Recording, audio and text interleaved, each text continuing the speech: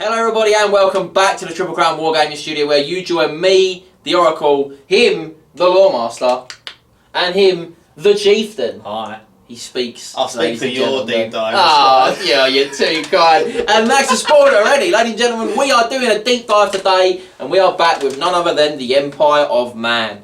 So the Empire of Bland. Empire, come on, you can't say that. I can, I will! Oh, I agree.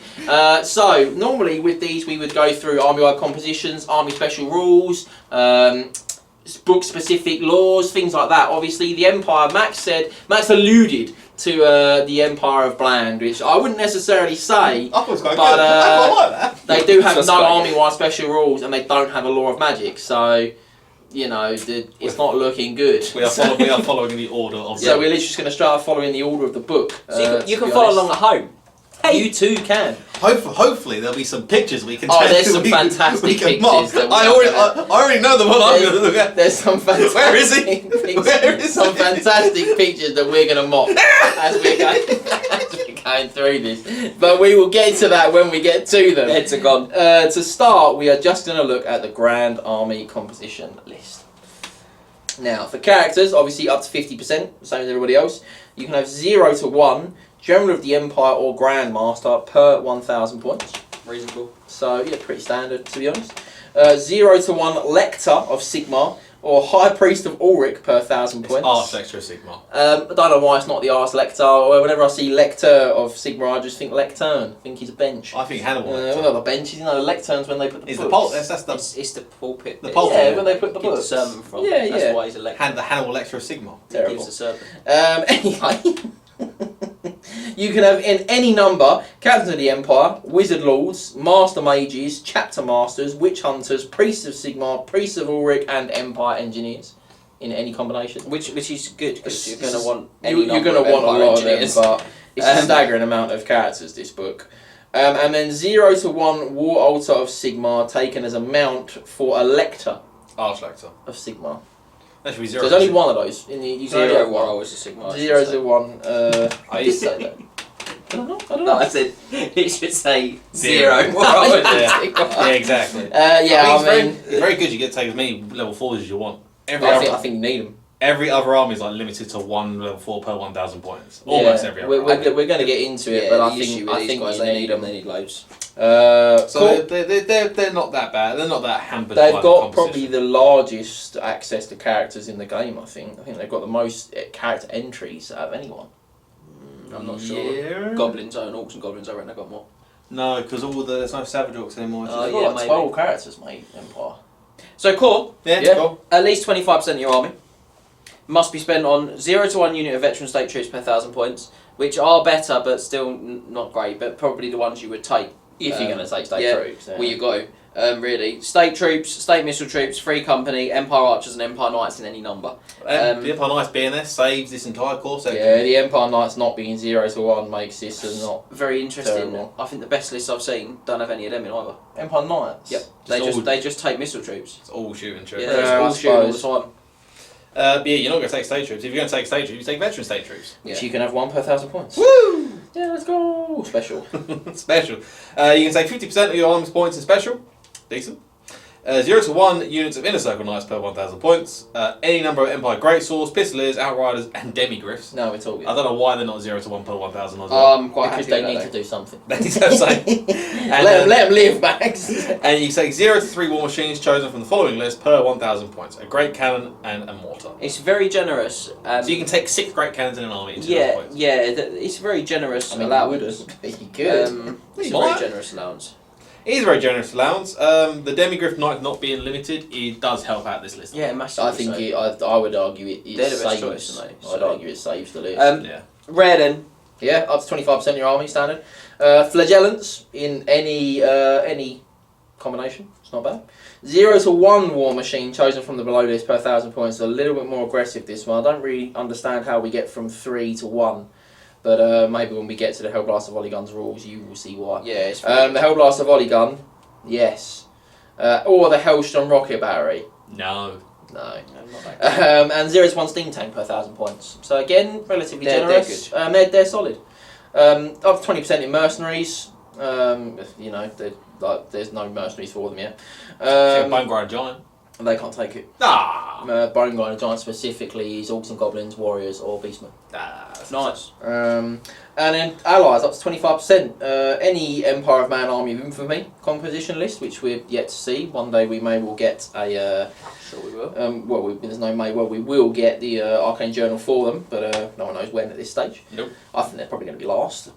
One of the following Grand Army compositions. They can also take allies from Dwarven Mounted Holds and Kingdom of Bretonnia as completely standard, and they can take Wood Elf Realms, but it is suspicious with those brothers. They don't like the tree folk. the forest elves. Odd to me, this is set just before the Great War of Chaos, where they make a blinding pact with the High Elves. Yes. And they're not even kind of on the radar. You're not allowed. I suppose they've not made the pact yet. But they're not even on the radar as suspicious or like sort of anything like that. Do you know what I mean? Make it make sense. And then obviously finally, Battle Standard Bearer. A single captain of the Empire in your army may be a Battle Standard Bearer for 25 points. It's upsetting you can't give it to Chapter Masters. Yeah, I would like to see a bit more of a stacked. For me, it makes sense that Empire would have like a better standard of Battle Standard Bearer. Does that make sense? Yeah. I feel like if anyone's going to, I feel like they would have a more jacked standard bearer, like Battle Standard Bearer. You mean jacked as in the guy carrying it? Or? Yeah, as in like I think like a 2-wound BSB. Yeah, but he's the Empire, so I feel like just thematically they should have. Guys in the run. I think their BSB should maybe do a bit more for them. But yeah, they need some. Sure either the guy that's carrying is better, or the BSB itself is better. But without further ado, let's step into... Kick us off, John, please, with Commanders. Commanders of the Empire, indeed, the first of many characters. Now, basically every character in this book has got a big one and a small one, 2 levels of them.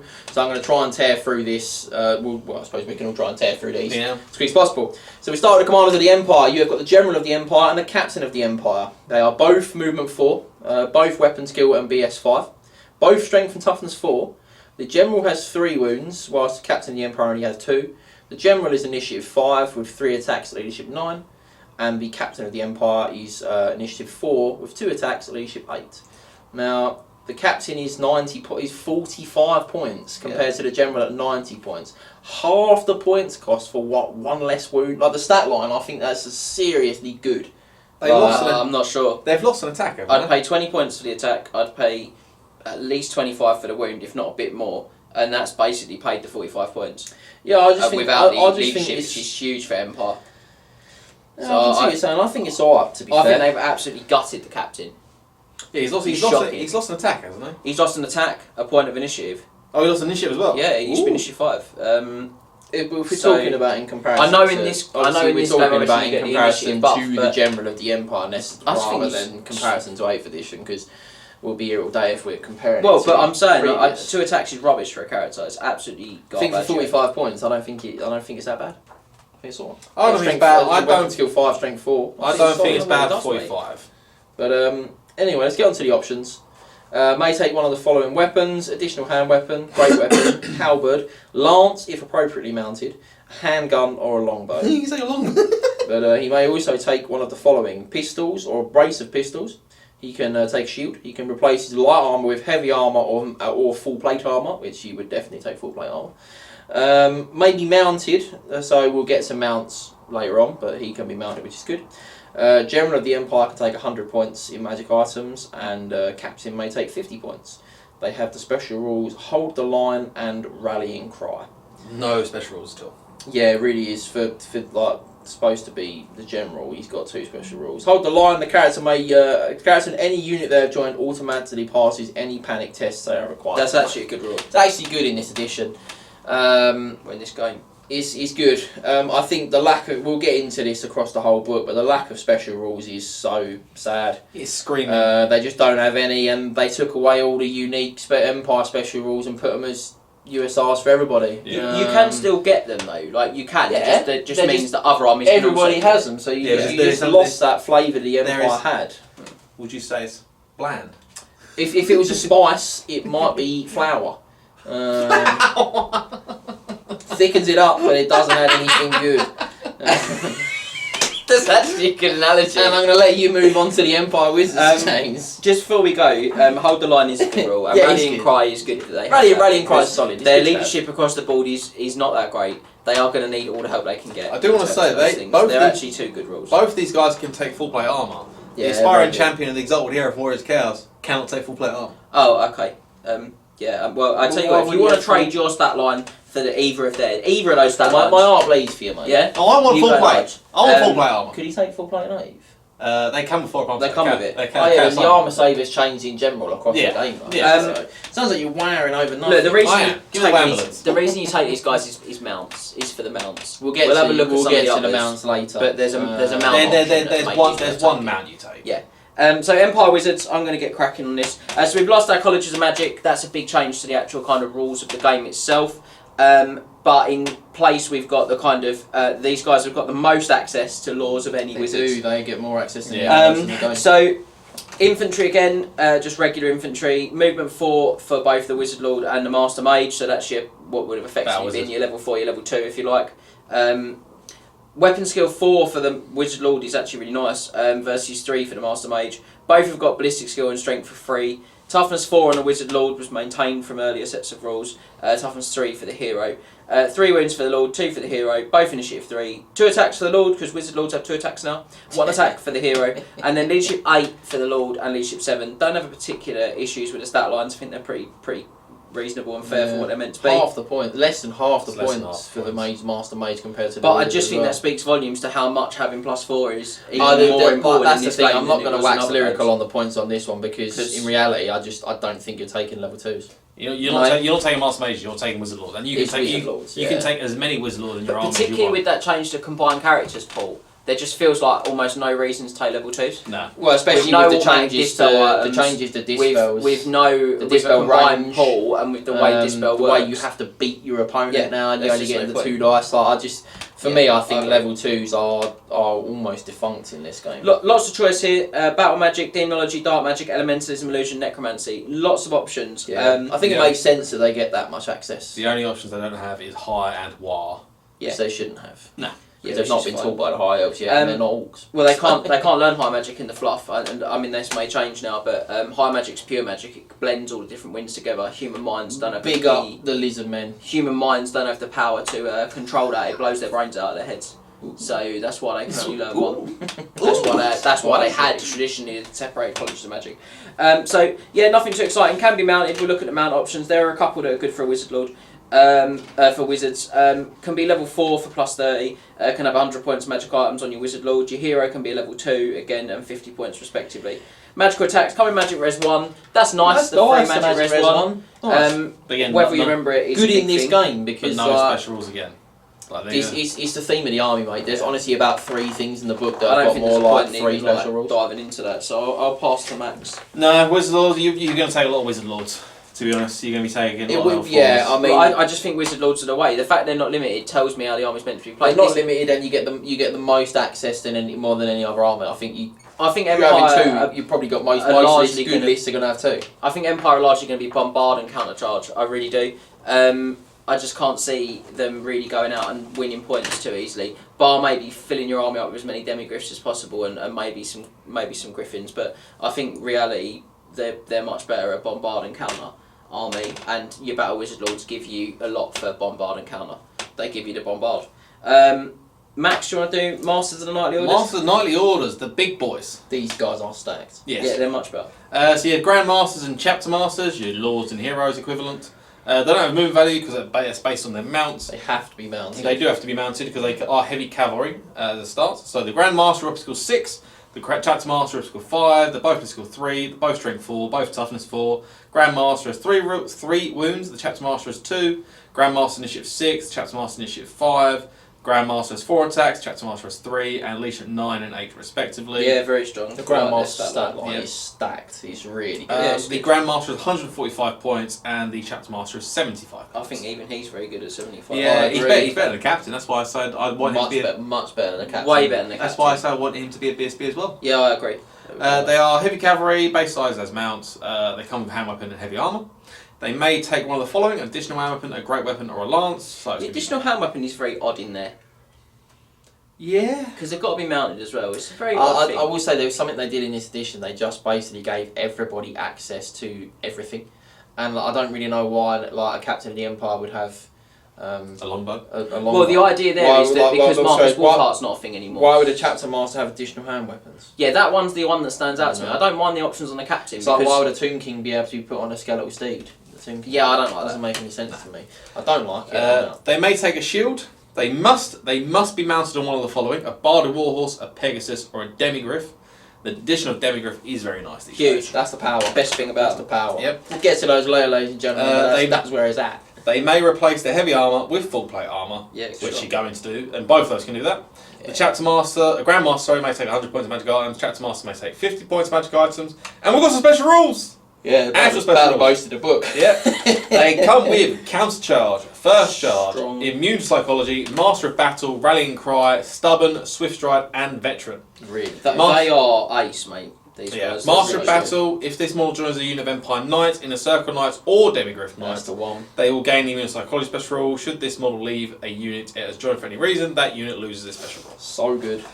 You are going to be taking, if you're going to go all combat, I reckon you're taking 2 Grandmasters. I think even not all combat, you take a Grandmaster. I think you probably take one. One on a Demigriff and a unit. Unless you're going to take the Griffin, which we'll allude to, you're taking the Imperial Griffin. Yeah, unless you want, because these guys can't take the Imperial Griffin, which is upsetting. Yeah, that's disappointing. But no, they are solid, and you can stack them up with all of the traditional magic weapons in the old world. Ogre Blade is the big one. Yep. Sword of Battle from the Empire, I think that's really good as well. The Sword of Justice. The Sword of Justice. Sword of Justice. We will get to that, but that's a good. I don't like that one. But no, Grandmasters and Chapter Masters, they are both very solid characters. Yeah. Look to take some. Indeed. And now on to the Witch Hunter, a classic, a staple of many Empire lists. And for his points, hold on. Let's all just take a moment to remember Rob Nixon's Beast Lord. Beast Wizard. Bray Shaman. Bray Shaman. On Lore of Beasts, yeah. I remember the lore. And I remember his cranium exploding when my Witch Hunter turned the pistol side on for the kill shot. That's me. I like Witch Hunters. I think they're solid in this edition, as they were in 8th. Do you? I think they're alright. I think they're garbage. We'll get to it. But, really, you think something's bad? I just don't see what their point is. We'll have a look, and that's for the fans to decide. So the Witch Hunter: movement, weapon skill, ballistic skill, strength, and toughness 4. 4s across the board, ladies and gentlemen. Half the stat line. They've got 2 wounds, initiative 5, 2 attacks, and leadership 8 at 55 points. 55 points and about. And they're cheap for what they do. They may take an additional hand weapon. They may take great weapons. They may take a crossbow or a handgun. They may also take a pistol or a brace of pistols. They may be mounted. And they may purchase magic items up to 50 points. Then being mounted is an improvement. Maybe I've been a bit harsh. Now they have immune psych, killing blow, and suffer not. So suffer not. Each witch hunter in your army must have one of the following specialisms. It's a weird way of saying prejudice. Chosen when writing your muster list. The specialism indicates which of the many enemies of humanity your witch hunter is tasked with hunting. You must tell your opponent which specialism each witch hunter in your army has when deploying your army. So that is the big issue there is that you have to do it when you're writing. This is what makes it garbage. It's annoying. It's annoying. It's not. You can't. It's not garbage because there is stuff you can do with it. So tell us what they are, and then I'll discuss what are my favourites. So the witch. Suffer not the witch hunter, or any units they join gain hatred, enemy wizards, and magic res 2. I mean, you can have 55 points for magic res 2. Yeah, which is cheaper than tank magic res 2. No, magic res 2 is 40 points. It's slightly more expensive, but you get the character with it. You get the characters as well. Yeah, which is okay. And you get hatred, enemy wizards. Yeah, the Revenant, the witch hunter, any unit they've joined gains hatred, undead, and flaming attacks. I think that's a bit mid, if I'm completely honest. The Mutant, the Witch Hunter, any unit they have joined gains a hatred, warriors of chaos, and beasts of chaos. Great, because beasts of chaos don't exist. And have magic res -1. And the fact that's so petty. They don't exist. The fact they don't exist in this game, and they don't exist in AOS either anymore. No. Because they've been squatted in AOS. They just don't exist, mate. So. And then, what is a beast of chaos? That's the question for the philosophers. Well, that's it. Is it beastmen? Is it demons? Is it what is it? Is it units something that has chaos and the beast special? Yeah, and monstrous beast? Is it orcs and goblins? Because they're pretty chaotic. Get out of it. And then finally, the demon, the witch hunter, and any unit they have joined gains a hatred, demonic models, and magical attack special rule. Just quickly, I would like to before you talk over John again. I would like to retract my earlier statement of me saying I think they're alright. I was thinking about another unit in the book. I retract that statement. I don't think they're alright. Thank you. I think the one you're going to be picking is going to be the Witch. All the time. That's the one to take. It's the most generic one. Because you're effectively paying 15 points for somebody to carry Magic Res 2. Because if you want to put Magic Res 2 on someone else, you've got to pay for the model.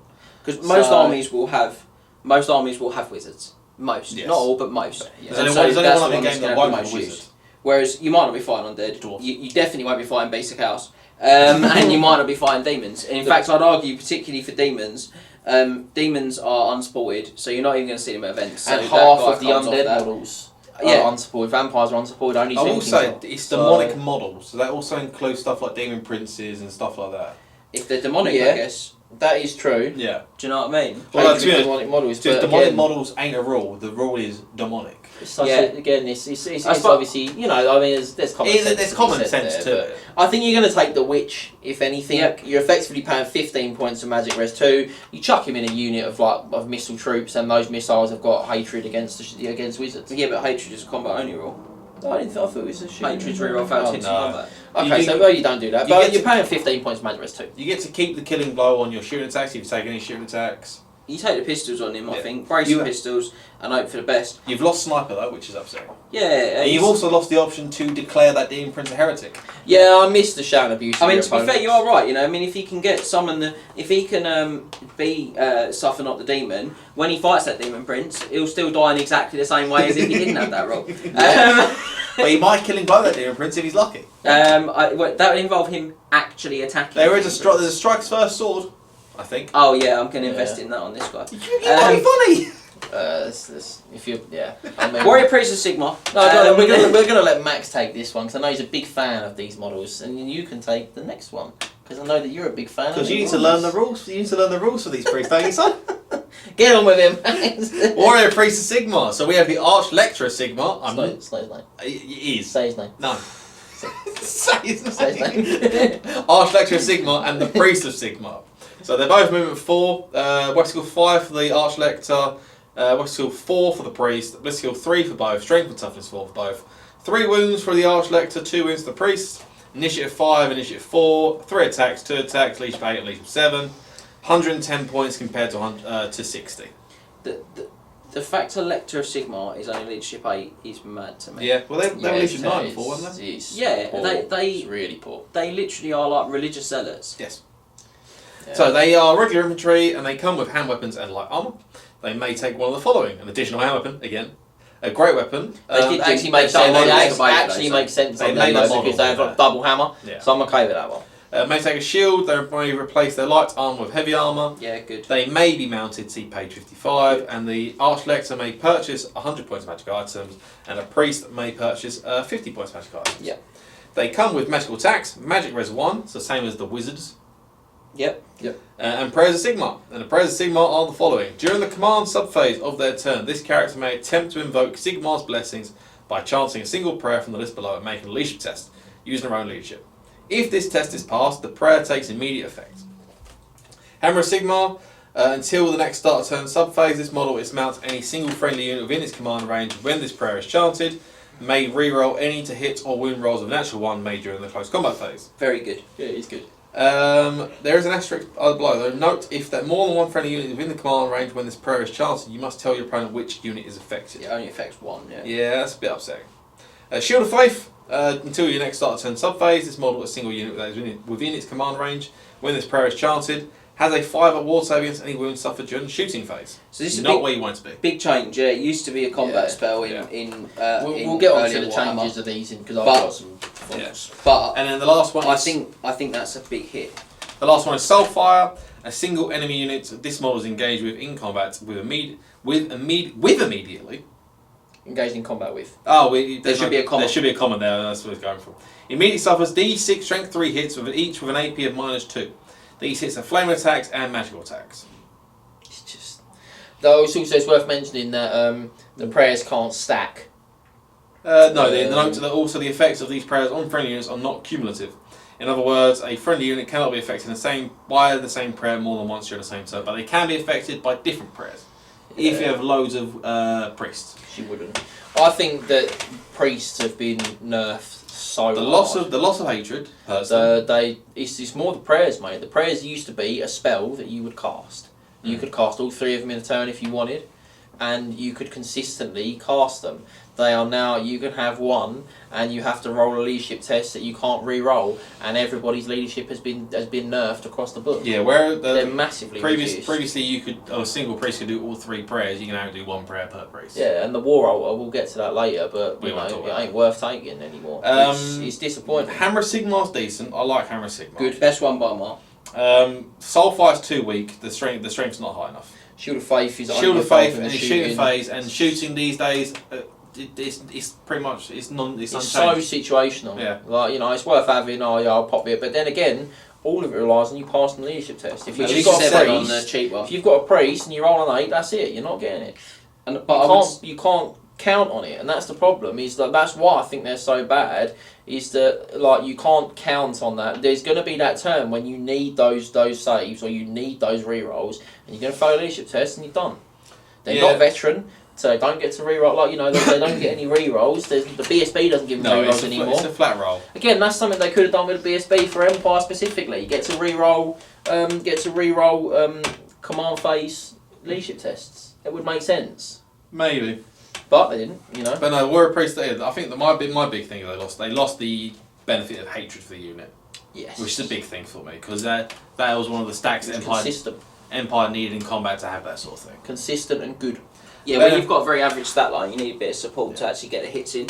Not a lot to say really. You guys have basically said it all. Warrior Priest of Ulrich. It's literally exactly the same. Warrior Priest of Ulrich, exactly the same stats, exactly the same options for purchases, exactly the same core magic rules, core special rules. Sorry, magical attacks, magic resistance 1. They just swap prayers of Sigmar for prayers of Ulrich. Just as a point on these, I would still take a priest of Ulrich or Sigmar over a Witch I think for the 5-point difference. I get Magic Res 1 instead of Magic Res 2, and then I get the access to the I was trying to agree with you, and I actually think the Priest of Ulrich is better than the Priest of Sigmar. The prayers are better. Interestingly, I disagree. Fair.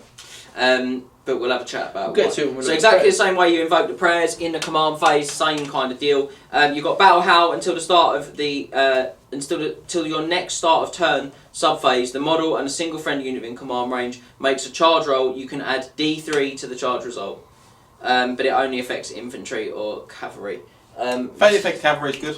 Yeah, I plus agree. D3 modifier to the thing. It just adds. It's just charging can be a little inconsistent in this game. So adding it's not bad. It won't adding increase the extra D3. It won't increase your maximum charge range, but it will give you a greater chance of getting that charge. Those big charges. Those big charges. Yeah, especially when you apply like Swift Stride and all that sort of stuff to your cavalry units. You're getting the 2d6 bit the highest, an additional d6 and additional d3 at that point. Winter's Chill till the start of your next turn subphase. Enemy model directs attacks against this model, its mount, or any unit that he has joined must re-roll to hit rolls of a 6. Sorry, of a 1. Of a 6. It's Mark and Nurgle. It's Mark good. and Nurgle. It's good. Worth having. Again, it's good. And then Wrath of Winter until the start of turn subphase. The model, its mount, and the unit they join go multiple points too. That is really good. That's really good. Chuck him in like handgunners and stuff like that. I think that clearly, for me, that should not apply to missile troops. No, but it shouldn't. But it does. It does. It's clearly a mistake. It shouldn't, but it does. Yeah. I think overall, looking at these three. Where's the +1 combat rest? Yeah. Okay. Stop being mean. He's been shamed already. Right? I think these three are a better spread of spells. If that makes sense, I think these all compete. Whereas I think when you look at the Sigmar ones, really it is Hammer, Sigmar, or Bust. That's basically what you can use. Whereas I think these three are a bit more evenly kind of spread, but still a leadership test. For me, that's the problem. For me, I just still think a leadership test. Hammer Sigmar is the most consistent out of those 6 spells. Rerolling to hits and wounds of a 1. When you put it on a unit like Demigriffs, he's absolutely amazing. And these are all good, right? But to start with, where the difference is that for the bottom 2, Winter's Chill and Wrath of Winter, they are the bearer and his unit. So you can't bounce it to nearby troops like you can with Hammer Sigmar. No, you can't. But you stack all your priests into the unit you want. I just think Hammer Sigmar's that I stand think out. it's definitely the best one. But I think the Warrior Priest of Ulrich's ones are they've done a slightly more job. consistent. At least these three have all got a place. They're going to be picking the right one in the right situation because they're not all going to be useful in every game. Just take 3 priests of Sigmar. Priests of Ulrich, sorry. Well, or not. Just have an entire line just the priests. Okay. Well, we're going to move on to Engineers? Engineers. Yeah. So movement 4, weapon skill 3, BS 4, strength and toughness 3, 2 wounds, initiative 3, 1 attack at leadership 7 for 45 points. Same points as the captain. Which engineers are decent in my opinion, and I think you will see them with artillery. The amount of artillery and at 45 points, they're decent. You can take as many of these guys as you want as well. Yeah, which again you're going to want. May take one of the following: a grenade launching blunderbuss. We will get to those later. Hochland long rifle. Again, yeah. Repeat your handgun and repeat your pistols. Cool. May take pigeon bombs. Pigeon bomb! Very funny. May take light armour and may purchase magical items up to 50 points. They have Cloud of Soot and Smoke and Master of Ballistics. Clouds of Soot and Smoke. This model is considered to be behind full cover, whilst it is within 3 inches of a friendly unit, whose troop type is War Machine. And finally, Master of Ballistics.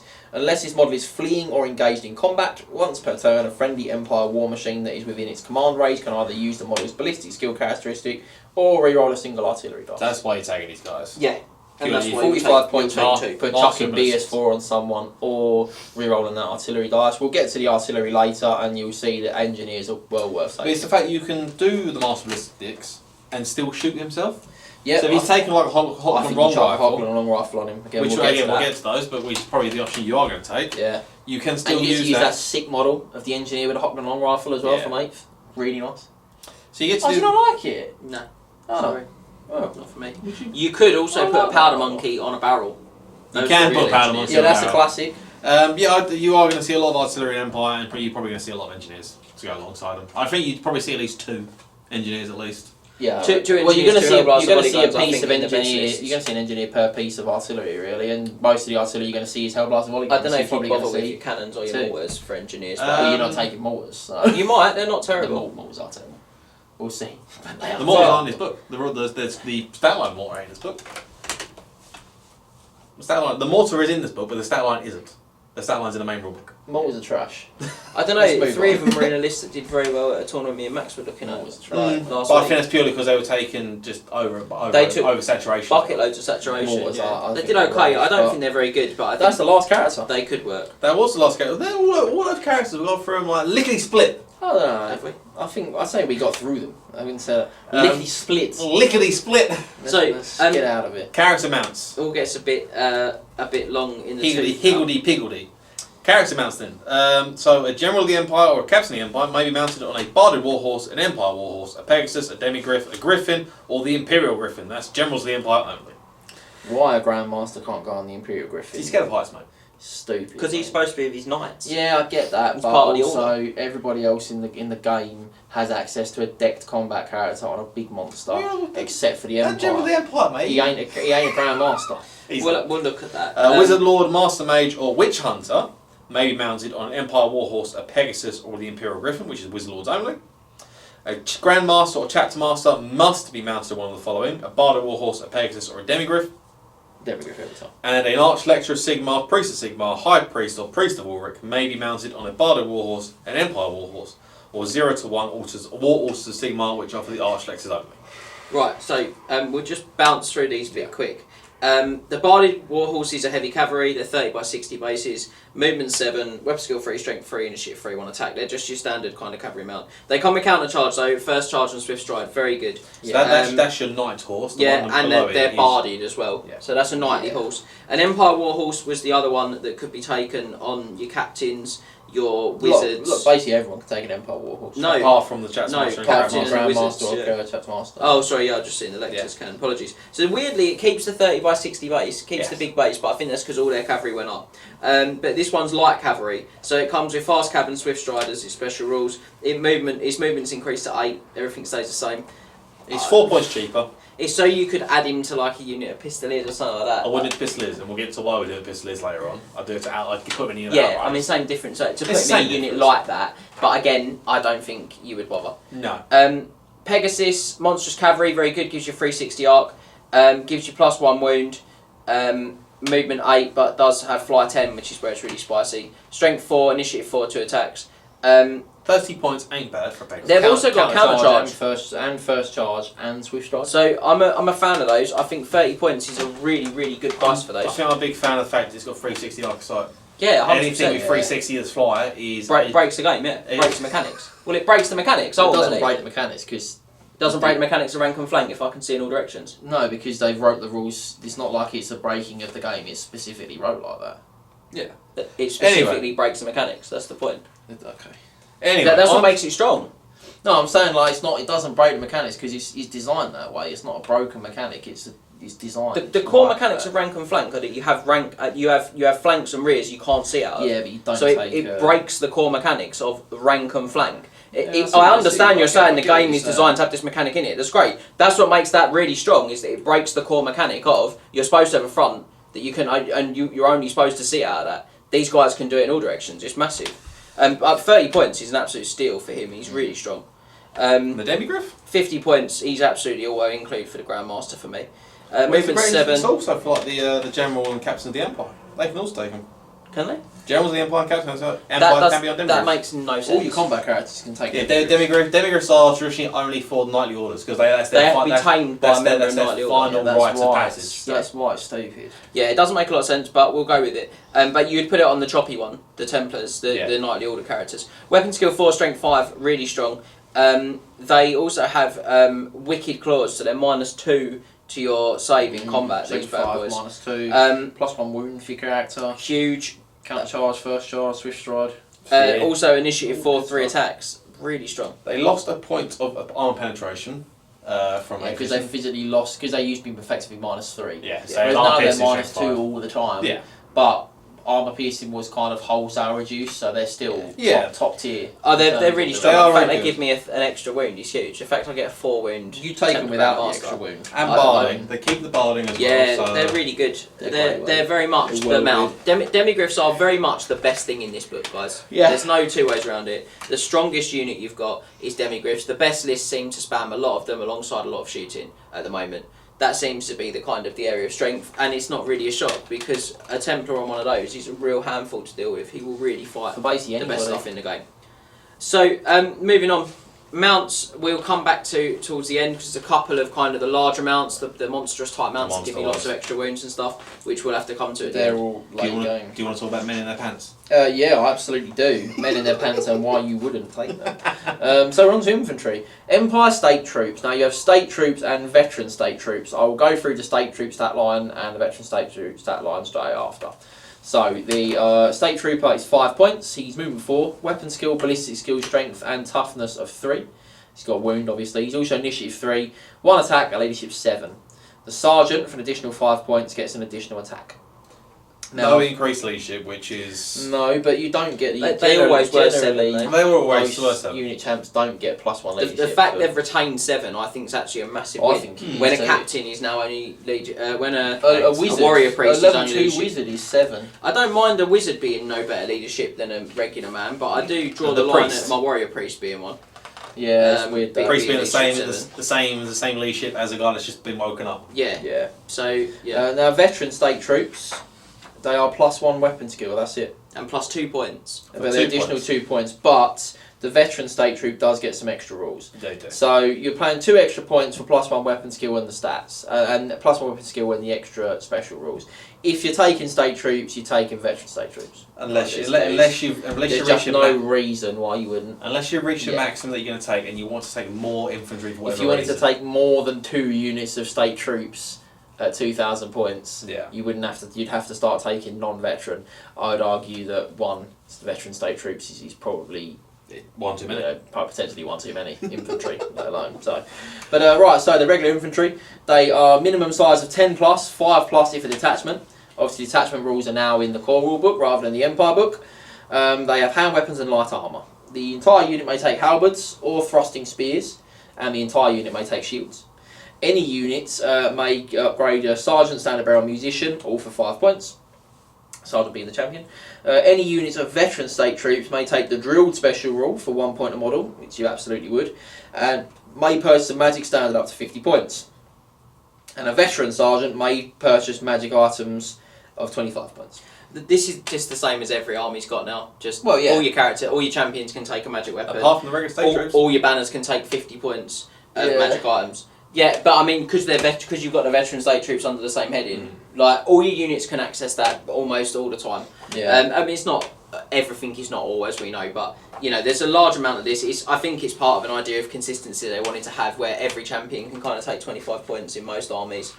Most units can take a 50-point magic banner. I just think 50 points is way too much for core, from a thematic point of view, from a core bunch of blokes from a boggy backwater. Do you know what I mean? I agree. This is some guy's got his magical heirlooms in his house. Literally a bloke in his pants, mate. 1,000-year-old regimental standard he's found that he's painted red because in his bog house. Yeah, it's mad. Literally, mate. No toilet roll. They're all close order. The banner We've got their special rules, yeah. So they're all close order. They all have detachment and the regimental unit. Sorry, but veteran state troops obviously gain veteran. So you're paying very good rule for that. Yeah. So really, you're paying 3 points more than a standard state trooper because you're going to buy drilled. So you're paying 3 points for veteran, drilled, and +1 weapon skill. Yeah, I think you know you're going to pay those 3 points all day long. It's not a screaming amount for 3 points. I think for 3 points +1 weapon skill, veteran and drilled is really good. But obviously it's still veteran state troops. And the option to take your magic standard and magic items as well. Yeah, if you're going to take infantry, you're taking them or mission troops. It's no question that the veteran state troop is significantly better. But if you give him drilled and you give him a shield and a halberd, right? He's 10 points a model, and that is mental. Like, they are still too many points. Yes. Like, state troops are still way too many points. Even the veteran ones. The veteran state troops, they should get a weapon for... They should...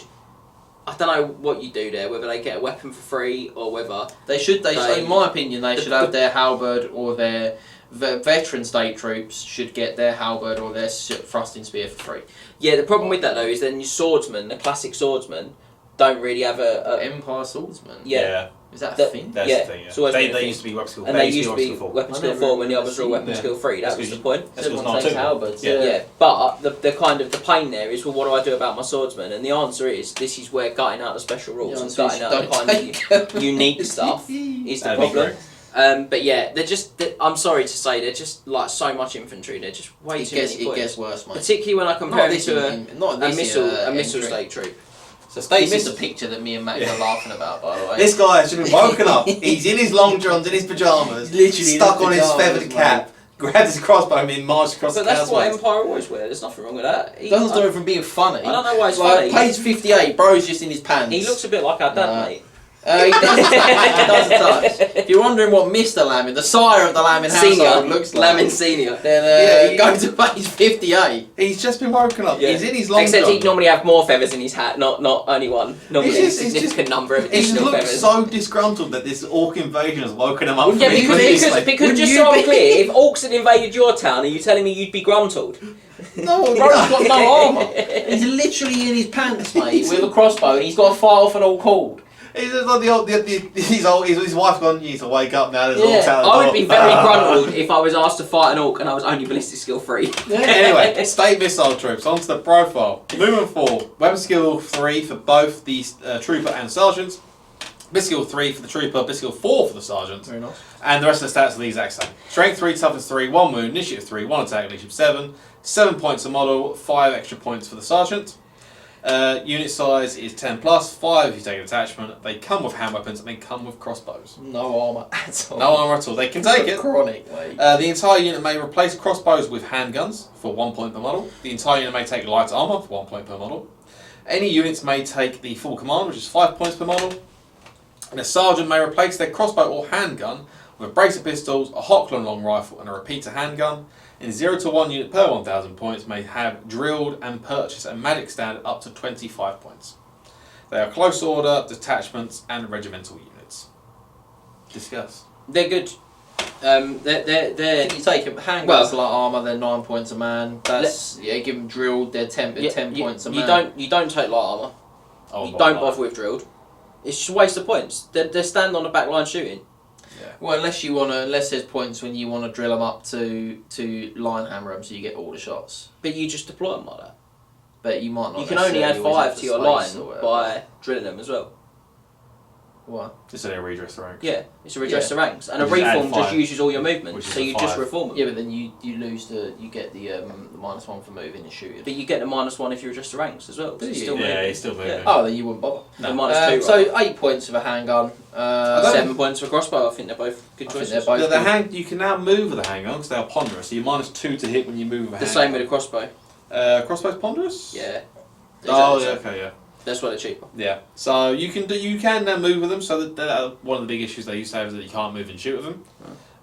But yeah, they're probably your best infantry core choice, I suppose. Yeah, I think they are. I think they are. Yeah, if you take man in his pajamas, I mean, The repeater handgun for 5 points is very attractive as well. I'd also look at the Hockler On long the rifle. champion, or the Hockler long rifle on the champion. Yeah, good, all good stuff. Blitzkrieg 4's not bad. Blitzkrieg to have the long rifle. Same You as can Empire do some bits and Engineer. Magical pieces. standard lets me get flame attacks on the shooting, You can do. which is yeah. strong. I mean, these are the best. I think these are the best core choice for Empire now. Infantry Just take wise. the missile. I think they're better than the Knights. I think you just take little missile units, little 10-man missile units personally. So just take like a just like And fire and forget them. And if your opponent gets to them, and you've paid for the sergeant and the repeating handgun, and you've used crossbows, they're 80 points, 90 if they were handgunners, and they get them, they get 90 points. Who cares? Yeah. Do you know what I mean? It's no points, is it? And you know your demigriffs are still tearing up the backfield. And actually, I would probably take a unit of 10, say crossbowmen, and 2 units of 5 detachments of handgunners. On that unit itself. Yeah, Because you have the detachment special rule. So you can have detachments on your detachments, ladies and gentlemen. detachments on the regimental unit of crossbowmen. Yeah. But what I mean is, then I've got the detachments are like, what, like 8 points times 5, 40 points. 40 points. You get my detachment, I don't care. Do you know what I mean? Like, I just think that's how I would do it. Just 2 detachments for 1 regimental unit, I'd fill my core like that, and I would just, then when the opponent starts to get close, those little 5-man units, they just go running forward, mate. Yeah. You know? You just got to make sure you don't chore yourself up. No. Yeah, but you're not gonna need loads because they're still too expensive. Yeah. So Right, so shall we go from probably the best infantry corps to the worst infantry corps? These are the worst. These are some of the worst infantry corps in the Do game. you want to take it, John? 3 company militia. Militia fighter is movement 4, weapon skill BS, strength, toughness, and initiative of 3. 1 wound, 1 attack, leadership 6 at 6 points. 6 points. It sounds good. It sounds attractive. It's not. It's not. I don't think The it is. only positive thing is that the militia leader gets +1 attack and +1 leadership for 7 points. So they do go to leadership 7, which is nice. But they have mixed weapons, so it counts as 2-hand weapons and thrown weapons. They can't take a standard barrel musician, so it's just a champion. They have detachment, horde, impetuous, levies, open order, and warband. They are just trash. So horde helps the open order caps the amount of. Does that cap the amount of ranks they can No, get? so Open order means, rank bonus yeah. usually capped at +2 anyway. Yeah. Horde means you get +3 for rank bonus in combat. Open order means that you don't suffer you don't lose your rank bonuses if you're in cover. Yeah. And then Warband. warband But increase. do you not get less? Do you not lose? Do you not have a maximum of only being able to claim 1 for ranks though if you're open order? No, I don't think so. I thought there was a no, reduction because on Gaul that. have Could be open order as well. Yeah, They have warband, which is so nice. we'll increase. If you are going to go for the horde, the deep ones of them, you could get up to leadership 10 if you took like 3 ranks to make most of the horde rule. You have to be really wide then though, so you don't end up in the marching column by accident. Yeah. Well, Like if 3 you- ranks is fine. Yeah, 5 by but- 4 would be leadership 10, Yeah. but that is then 5 by 4 is what, 20 models. Yeah. Yeah. And you've probably bought And you've 30 got the more than you should have champion, bought. and they're just, it's a lot of points for literally toughness 3 with no save of any It's a kind. good thing they get warband. And they're impetuous. It's a good thing they get warband because they have levy, so they can't use the general's leadership at all. Yep. Or BSB I think they can't use BSB either. This is mad. Impetuous, so obviously a really bad rule that you might have to charge in a 1, 2, 3.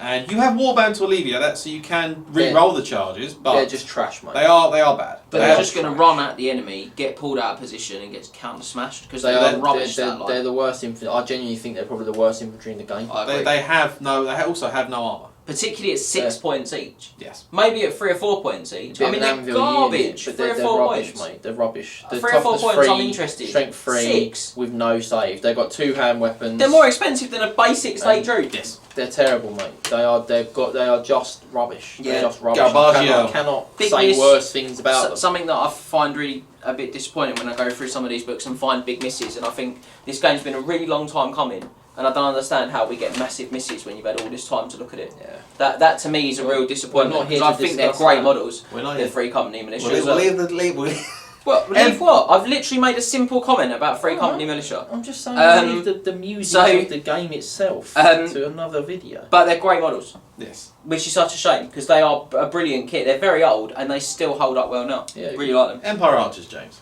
I think I'm a bit of a fan of these. They're what? They're what? So they are movement 4, weapon skill 3, ballistic skill 3, strength 3, toughness 3, 1 wound, initiative 3, 1 attack, leadership 7. The marksman gets an extra ballistic skill if you pay for him. Don't know if I'd bother, but they come with hand weapons and long war bows. So these are strength user war bows, so 3 in this instance, with no sort of other funky rules. 24-inch range. That's a shame that they've gone to war bows rather than long bows like they had before. But where I think these are worth thinking about is any number of units may have fire and fleet and scouts. Yep. And I think the fact that these bad boys are core, and I'm going to take missile core, is really helpful, because I can spend a couple of 100 points on these, get them up in my opponent's harassers. grill, I like them. and just flee all game with them in the late game, fire and flee, You don't and not give away the points. You don't have to take them in skirmish either. They can go in open order, so if you want to use as a redirector, you can put them open order. They're useful all round, these I guys. like them. And they don't chore up your back line and make a mess of your army at the back as well. And you also you can scout and vanguard at the same time as well, so you can scout up and then vanguard. Yep. Which is really good. So it's only still have to be 12 inches away, but you know, you can put yourself and then move, like in a situation that looks precarious, and then move them out. Move through cover, so you don't suffer any negatives for going through terrain. Which is great when you're open order / skirmishers. They're good, mate. They're actually, I think they're well worth. They're alright. They're not going to kill very much. Nice little models as well. But they're also not going to give any points away, and they are, for my money, the best of all the state troop models they ever produced. Get the guy holding the pheasant. Yeah, you do. Pheasant. He is a pheasant fella, and you also get the orc who's been shot in the groin. Just, yes. As a good omen there. I almost said it. So. Empire greatswords, quickly, fast, swiftly moving on. Of the archers. Swiftly moving on to Empire greatswords. Bad the greatswords are? I mean, we'll get into it. Movement and weapon skill 4, BS strength and toughness 3, 1 attack, 1 wound, initiative 3, 8 leadership 8, at 11 points a model. The champion is an additional 8 points for +1 weapon skill, +1 attack. They are regular infantry, hand weapons, great weapons, and full plate armour. The full plate armour is it's nice. You know, it's nice to have, but 11 points a model. One may take the Count's champion, who is champion for 8 points, and the standard brown musician are 6 points apiece. The Count's champion may purchase magic items up to 50 points. 0 to 1 per 1,000 points may have drilled for 2 points a model, veteran for 1 point a model, and a magic standard for 50 points. They have close order, regimental unit, and stubborn. One of the biggest downgrades from 8th to Old World. I just think they're too many points. I don't understand how they have retained an 11 double point price bubble. tag. It's the double bubble. They're too much, and all the stuff that was around them, like the +1 to hit wagon, the hatred from priests. Yeah. The 5-up wall save wagon, all of the stuff around them that made Empire, like when you had that synergy to really make Empire Greatswords sing and pop, you know, the lore of metal, things like that, it's all gone, it's been taken away. If you're going to take them, I think you take veteran at least. Drilled you might want to take. I think you've got to, because I think you're never going to get them into position otherwise. This is the huge problem with infantry, is that you're going to struggle to get stuff into position to actually make a 4-inch charge. A 4-inch movement means a max 10-inch charge. You're just getting caned first, and with no step up, they come in, they rinse your front rank, and you paid all those points for great weapons, and you burn your stubborn on the first round. So you put them in march at the beginning of the game, march them up triple speed, and then drill them out. Then drill them out, and at least then they're in a better position potentially. Yeah, but if they've not just been charged. If they've not just been charged, again, you've got to be careful, yeah. At the end of the day, they're still infantry. They're not in those upper echelons of elite infantry like Chosen of Chaos or like things like that. Crucially, they're not great weapon infantry that has a fake great weapon. They're not executioners. They're not swordmasters. They're not wildwood rangers. White Lions have got a real great weapon. Oh, they've got real weapons. Yeah. Oh, it's Trajan Great Axe though. It's called that. But it's the same. It just gives you -3 AP all the time instead of. But the point is that the ones that seem to be doing really well are the ones that strike at initiative, like hammerers. These guys don't. And so you've got to be able to take the punishment. And the 4-up armor's good, but toughness 3 is weak. 11 points is mad, particularly as you're thinking, I'm definitely going to vet them so that I can reroll my leadership test because I've paid 11 points for them. You're So now they're 14, 12. You're looking at 14 points. And then am I going to drill them? If I drill them, I'm looking at 14 points a model, and I just don't understand how anyone thinks they could spend 14 points on that stat line. It just don't cut the mustard.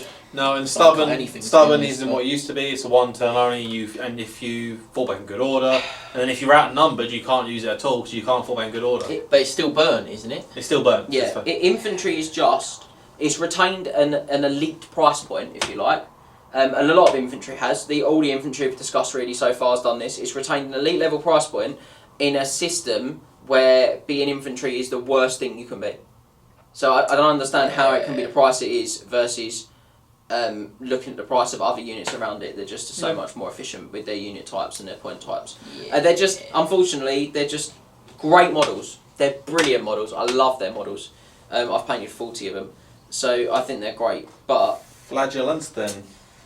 into the rare slot for these boys. They now as are, well. they are back in rare. Flagellants, I like Flagellants, but I like their model, and I like The models are lovely. I like their Models, fluff. I love somewhat them. like what they do.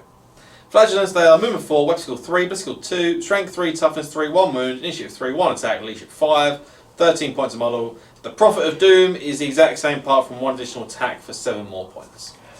They are 5+ unit size. They come with hand weapons and flails. You may upgrade one to the Prophet of Doom, and you may upgrade one model to a standard bearer. They come with close order, fanatical zeal, feel no pain, furious charge, immune psychology, impetuous, hatred, all enemies, and unbreakable. Flagellant, fanatical zeal, is when a unit special. A unit special can be joined by an Archlecturer Sigma or a Priest Sigma. I will never stop saying it. I will never stop saying it.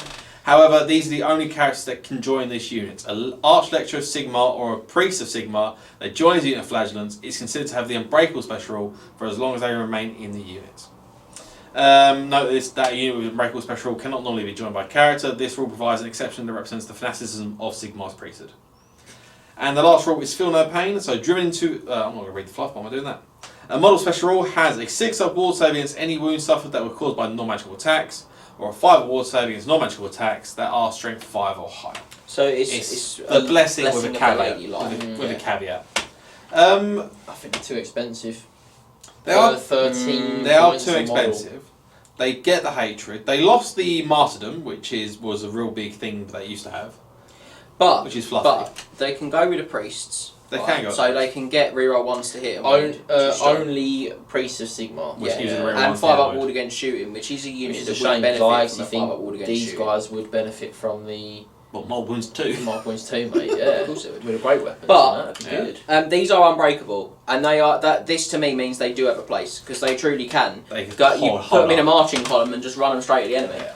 That's what I do. I still and think just they're a let you little- charge me I and think just they're sit a there. little too expensive myself. They're just to pin it in place. Model. I don't disagree. They're are not expensive. frenzied anymore, so you do have the chance to maybe not have to charge them. The impetuous you might have to charge. But do I massively care? I'm taking him to pin stuff, so as long as I point my marching column at. In fact, I'd just put them in marching column. They can declare a charge if they fail the impetuous test. They just can't move. Yeah. They don't get pulled out of position. Well, I do like the fact So I is don't want that they have immune psychology and unbreakable. Yeah, Does Unbreakable's massive. does unbreakable not already give you immune psychology anymore? No, I don't think it it did does. in the last edition. It did. Mate. It Yeah. did before, Yeah, but it I did don't before. think it does. I think there's stuff like that. The furious charge does mean that you want to charge with them because they get +1 attack if they go over 3 inches. Yeah, they're all right. The But flails will keep their AP in every round of Always combat. AP -1. They get AP +1 arm main 1, I think it is. Yeah, no, I don't have any armor plate. no, I think they're just AP I think minus they're 1 AP2 plus great, 2 strength. flowers all the time. No, AP 1. I think AP 1 plus 2. AP strength. 1 or 2, one of the two. Yeah, they Strength- always keep their AP. They lose their strength. Strength 5 in the first round of combat. I don't mind them. It's a shame they're They're rare. okay. I just think they're a bit pricey. They are pricey. I agree. For the idea of being rare, they are. Yeah. And we are done with the infantry. We are But done with I don't infantry. hate them. So So shall we? Oh, these guys are really. Would you like to take spicy. Pistoliers? Yeah? yeah, go on. Why not? I'll treat myself to some Pistoliers. So Pistoliers are more great models, by the way. Yeah. Light cavalry for these bad boys, but did go up to the 30 by 60 base. Unlike a lot of other light cavalry, so they sort of went for It's the bigger literally base. only I think it's only Tomb King skeletal horses that stayed on 25 mils. Bretonian light cavalry, I think, stayed as Yeah, well. they did. Did they? Yeah, Yeoman did. Yeah. It might be a bit more than I think that's I gone think up it's later. just those, mate. I think basically everything else went up. But either way, ballistic skill, weapon skill, strength, toughness, and initiative, all 3. 1 wound, 1 attack. Leadership 6 is really poor, so you've got to buy the veteran for leadership 7. Yep. He gives you +1 ballistic skill as well. Movement 8 for these bad boys. They have got hand weapons, brace of pistols, and randomly now heavy armour. It's to offset the idea they don't get the armour from mounted. Yeah. Iron shod hooves are the hand weapons on the horses. The veteran costs you 8 points, which is not cheap. But they are 16 points each, but you probably would for the leadership alone. The leadership and the ballistic skill, I probably would. You can take a musician, I wouldn't bother. The bugle boy. The bugle maybe boy. for rallying. You wouldn't take, I think you'd take the bugle boy. The veteran could take a grenade launching blunderbuss, a repeating handgun, or a repeated pistol. The repeated pistol is quite attractive for free. But the brace of pistols with a repeating pistol is now no longer an option. No. Which used to let you have 4 shots. Replaces the brace. 0 to 1 unit can purchase Vanguard, 0 to 1 per 1,000 points for 2 points a model. I don't know how I feel about that. These boys have got counter charge, which is an interesting thing. Yeah. Because I don't really want them to keep doing that. Wait to get to the next one. I'd rather just stand and shoot. Fast cavalry, fire and flee. So again, I'm not sure why I'm counter charging. Impetuous, wild. Open order, skirmishers, and swift stride. Wow, what a kick in the teeth Impetuous is. Impetuous is the big thing for these Absolutely guys. stomps them. Like they go from being a really competitive good choice to being, I'm just like, I don't know why you wouldn't take Outriders. Yeah, they go from being something that's reasonably viable to something that is completely and utterly untakeable. Yeah. Impetuous, because they've got swift stride and like counter charge and like that, they're just. I don't really understand why. Like again, they've been given him, but because they've obviously been given Impetuous and swift stride, if they then charge, they're then probably going to make that Do you charge. know what? You're always going to have to open them as well. Yeah, they're going in strength 3. They should make them skirmishers. You skirmishers, you are done, mate. You see it. There's just what a mistake that made. When we could, right, so we'll go straight into Outriders because we're going to compare these two a lot.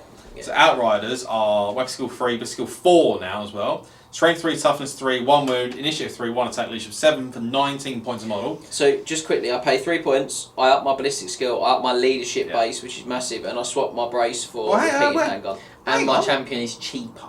Oh yeah. You the whole time I'm getting through that. You're not even you do so. Shut up! I got overtaken. Oh, keep your mouth shut over there. Interesting as well. Go Weapon skill 3, weapon skill 5, strength 3, toughness 3, 1 wound, initiative 3, 1 attack, leadership 7 for the sharpshooter for additional 6 points. Light cavalry, they are 30 by 60s and their unit size of 4+ these days. But that again, the Pistoliers are 5+, so actually weirdly, even though they're more expensive, they're a lower investment. Yep. They come with hand weapons, pistols, repeater handguns, and heavy armour again. Any unit may upgrade a model to a sharpshooter or a musician for 6 points a model. He is cheap. No, they are cheaper. They're 2 points cheaper. That makes sense. A sharpshooter may replace a repeater handgun with brace of pistols, a grenade launching blunderbuss, or a repeater pistol. And they have fast cavalry, fire and fleet, open order, skirmishers, swift strike, and vanguard. Yeah, it's for good 3 points extra. The amount you get for 3 points above Pistolier. Yeah, it's not. The +1 BS alone is worth 3 points. Let alone also having the base 7 leadership all the time. Not having Impetuous. You know, you don't have to take the champion with. Don't have to buy Vanguard. Yeah. They come. So you're saving 2 points there already. Yeah. So all of a sudden you're like, actually, you're only a point less. Yeah. Because if you take the Vanguard on Pistoliers, you're actually only spending a point more. You're spending 1 point for +1 leadership, +1 BS. They have counter charge, which isn't a big deal because you don't want these guys to be counter charge. You want these guys to be fire and fleet. Yeah. And because which they can do on 360 arc because the skirmishers. Because these are going to be skirmishers because they don't have to charge. Yeah, and because they're leadership 7 base, you don't need to take the champion. I don't know why you'd be. I don't know what you were thinking to take Pistoliers. Why would you take Pistoliers? Unless you specifically want some sort losing. Unless you specifically want some sort of theme. I don't know why you would ever take Pistoliers over Outriders. And they're actually better models, I think. I really like the Outrider models. The Outriders have cool. The Peter handgun's cool, mate. The Outriders also have 1 additional shot at a longer range. I know. Make it make sense. Because they have 3 shots, 24 range. No, untakeable. Get them out of here. The Pistoliers are untakeable. The Outriders I would take. Outriders good choice. Outriders, and you know what's good as well, mate. Outriders, you can put obviously the Witch Hunter or the Priest of Ulrich on a horse, on an Empire war horse, so they can go in the Outriders, and give them the multiple wounds too, or give them the magic res or the hatred. Yeah, the Priest of Ulrich on a horse in them is really spicy. Multiple wounds too. You hit them if you hit the multiple wounds too at 3 shots apiece. 3 shots apiece, 24-inch range. You've got the potential to absolutely shred something. Strength 4 -1, Arbane 1. Couple of wounds get through, mate. You're like a monster, for example. You could feasibly like kill a monster with 1 round of shooting. If you have a heal, only 3 wounds need to get through. Gets concerned in Chimera. If you have a heal in your deployment zone, take 2 to 10 of these, put a Priest of Ulrich above them, and sit on a hill, so you're getting do you know what this is? They're just about the best. It's 30 shots per year. This is something that I saw people do a little bit when the book first came out for Empire in 8th edition Warhammer, was they just ranked them up on hills at the back and just went, I'm just going to vanguard them like 2 inches so they're in range turn 1. And I'm just going to blitz you from the back line. It's 30 shots. And it's the equivalent, when you look at the points, you were getting more shots for the same points. If you spent on handgunners, you were getting more shots, which was much more manoeuvrable as well. And now you can get multiple wounds too, which which clearly shouldn't apply to missile weapons, but does. I mean, that might be the design. If it's the design, it's a really interesting choice. And by the reason, I mean, wow. Well, that's the thing. You look and go 30 shots. You know, like BS4. You could most monsters in the game haven't got a lot of good save. Like monsters outside of ridden monsters. Most monsters haven't even got, ridden monsters with multiple wounds too have got to be worried about that. Yeah. Multiple wounds too. If 2 or 3 of those go through, like you've got like a big Sphinx. 2 or 3 of those go through. He's not like 3 get through. He's dead. It's also ain't no monster's got more than 6 wounds. One of the units you could give the Shield of Faith to get 5 war saving the shooting foes. They're not going to be in combat. You want to protect them from shooting. Honestly, if you can guarantee a hill in your deployment zone, just 2 to 10 with 2 priests in each of them, you're like. As a question, the 5-up shooting, the 5-up war against shooting, or in the shooting phase. Yep. That means you get against magic missiles. Yes. Yeah. Yeah. So Outriders, I it's honestly, all right, that you can. I just feel like I want it more in combat. You want it more in combat. I don't mind it. This is one of the units you could deal with it. I think Outriders are a top tier. They are a very good unit, and I think there's some really good combos that you can make work with those guys. Honestly, if you're looking at taking like War Machine, Curse of Arrow Attraction, combo that up with them and the multiple wounds too. Get Plague Rust out there as well to reduce armor saves. No, I don't. If you're looking at like 10 War Machines, I'd probably just I might just take some Outriders. They're not. That's it. They're not expensive. Mate. Why not both? Yeah, it's good stuff. Yeah. I mean, why not both? Is my answer. Like, I would take as much shooting as I could pack. And you only have to take 4. I know. You don't have to take 5. You can just MSU them. You do want bigger units, but you could just MSU them. There's no cap on them. Well, 3. Most events are. I suppose. Yeah, if you've actually just got them. So we'll go to Empire Knights. It's going to be a bit of a similar tale of the take here, I think. On two flavours of Empire Knights. You've got regular Empire Knights that come out your core, you've got Inner Circle Empire Knights that come out your special slot. 0 to 1 per 1,000. So we'll start with the regular core Empire Knights. These guys are on barded war horses, so they move 7. Weapon skill 4, ballistic skill 3, strength 3, toughness 3, 1 wound, 3 initiative, 1 attack, leadership 8. The Preceptor, the Champanio, he gets the 2nd attack. All coming in at leadership 8, which is a solid leadership, but we are. It's a solid leadership for a core troop. It's 8 is good. 21 points for these boys. They come with hand weapons, heavy armour and shields. The thing is, you do then have to pay a point for either a lance or a great weapon. Why do they not get the lance for free? I just think that's dumb. I think it's a lance for free these days. Or they can can drop their shields for a great weapon for 21 points, but then they are really just running on a 4-up save because of the Bardin. Not enough. Yes, they can't buy full plate armour. Champion Musician Standard are all 6 points. You can take a 25-point magic banner on these. Preceptor, once again, can take a 25-point magic item. 0 to 1 per 1,000 can be drilled or for a point or stubborn for 2. I don't think I'm not sure I'd bother with either. If you're taking the usual unit size of like 7, you could put in marching column like 2 by 2 by 1, or whatever it is. Yeah, maybe. 3 by 3, but 2 by 2 by 2 by 1, and then drill them out. They move 21 on the first turn. 21 on the first turn and drill them out. It's only a point per model. They've got Swift Stride. They've got Swift Stride, it's only a point per model. You want to get the first charge off, and you got counter charge. So you could. Can you drill yourself while you counter charging? It's a charge reaction. So. It's charge reaction, so no. Close order, counter charge, first charge, Swift Stride. They are okay. The strength. They're just okay. 3 is pretty painful. The lack of ability to get them kind of consistently hitting with 1 attack each is tough. That is tough. Like the lack of sort of being able to get hatred on them. You want the Priest of Sigmar in there for reroll 1s potentially. But I think when you look at the Inner Circle Knights in a minute, I just think you pack your core with missile troops and then maybe This is what I found that I've like when we go to like Warriors Chaos. What I found with Chaos Knights, the same sort of vein. They only have one attack with no rerolls to hit. Yeah. Their weapons, they're better weapons. They're the same weapons got better strength, but the one attack per model hurts a lot. Yeah. It's, you don't get enough attacks. The first charge is nice, but it's not. You don't have enough attacks to actually win the combat. To really kind of kick it, and the 3-up armor save is just when you T3, it's just only all right. I'm afraid. Yeah. There's a lot of stuff that tears through that. You've only got not 1 or 2 off of it, and you're really struggling. I wouldn't for a bother. save. I wouldn't bother with any magic standards or magic items because you want to save points on these guys if you're taking them.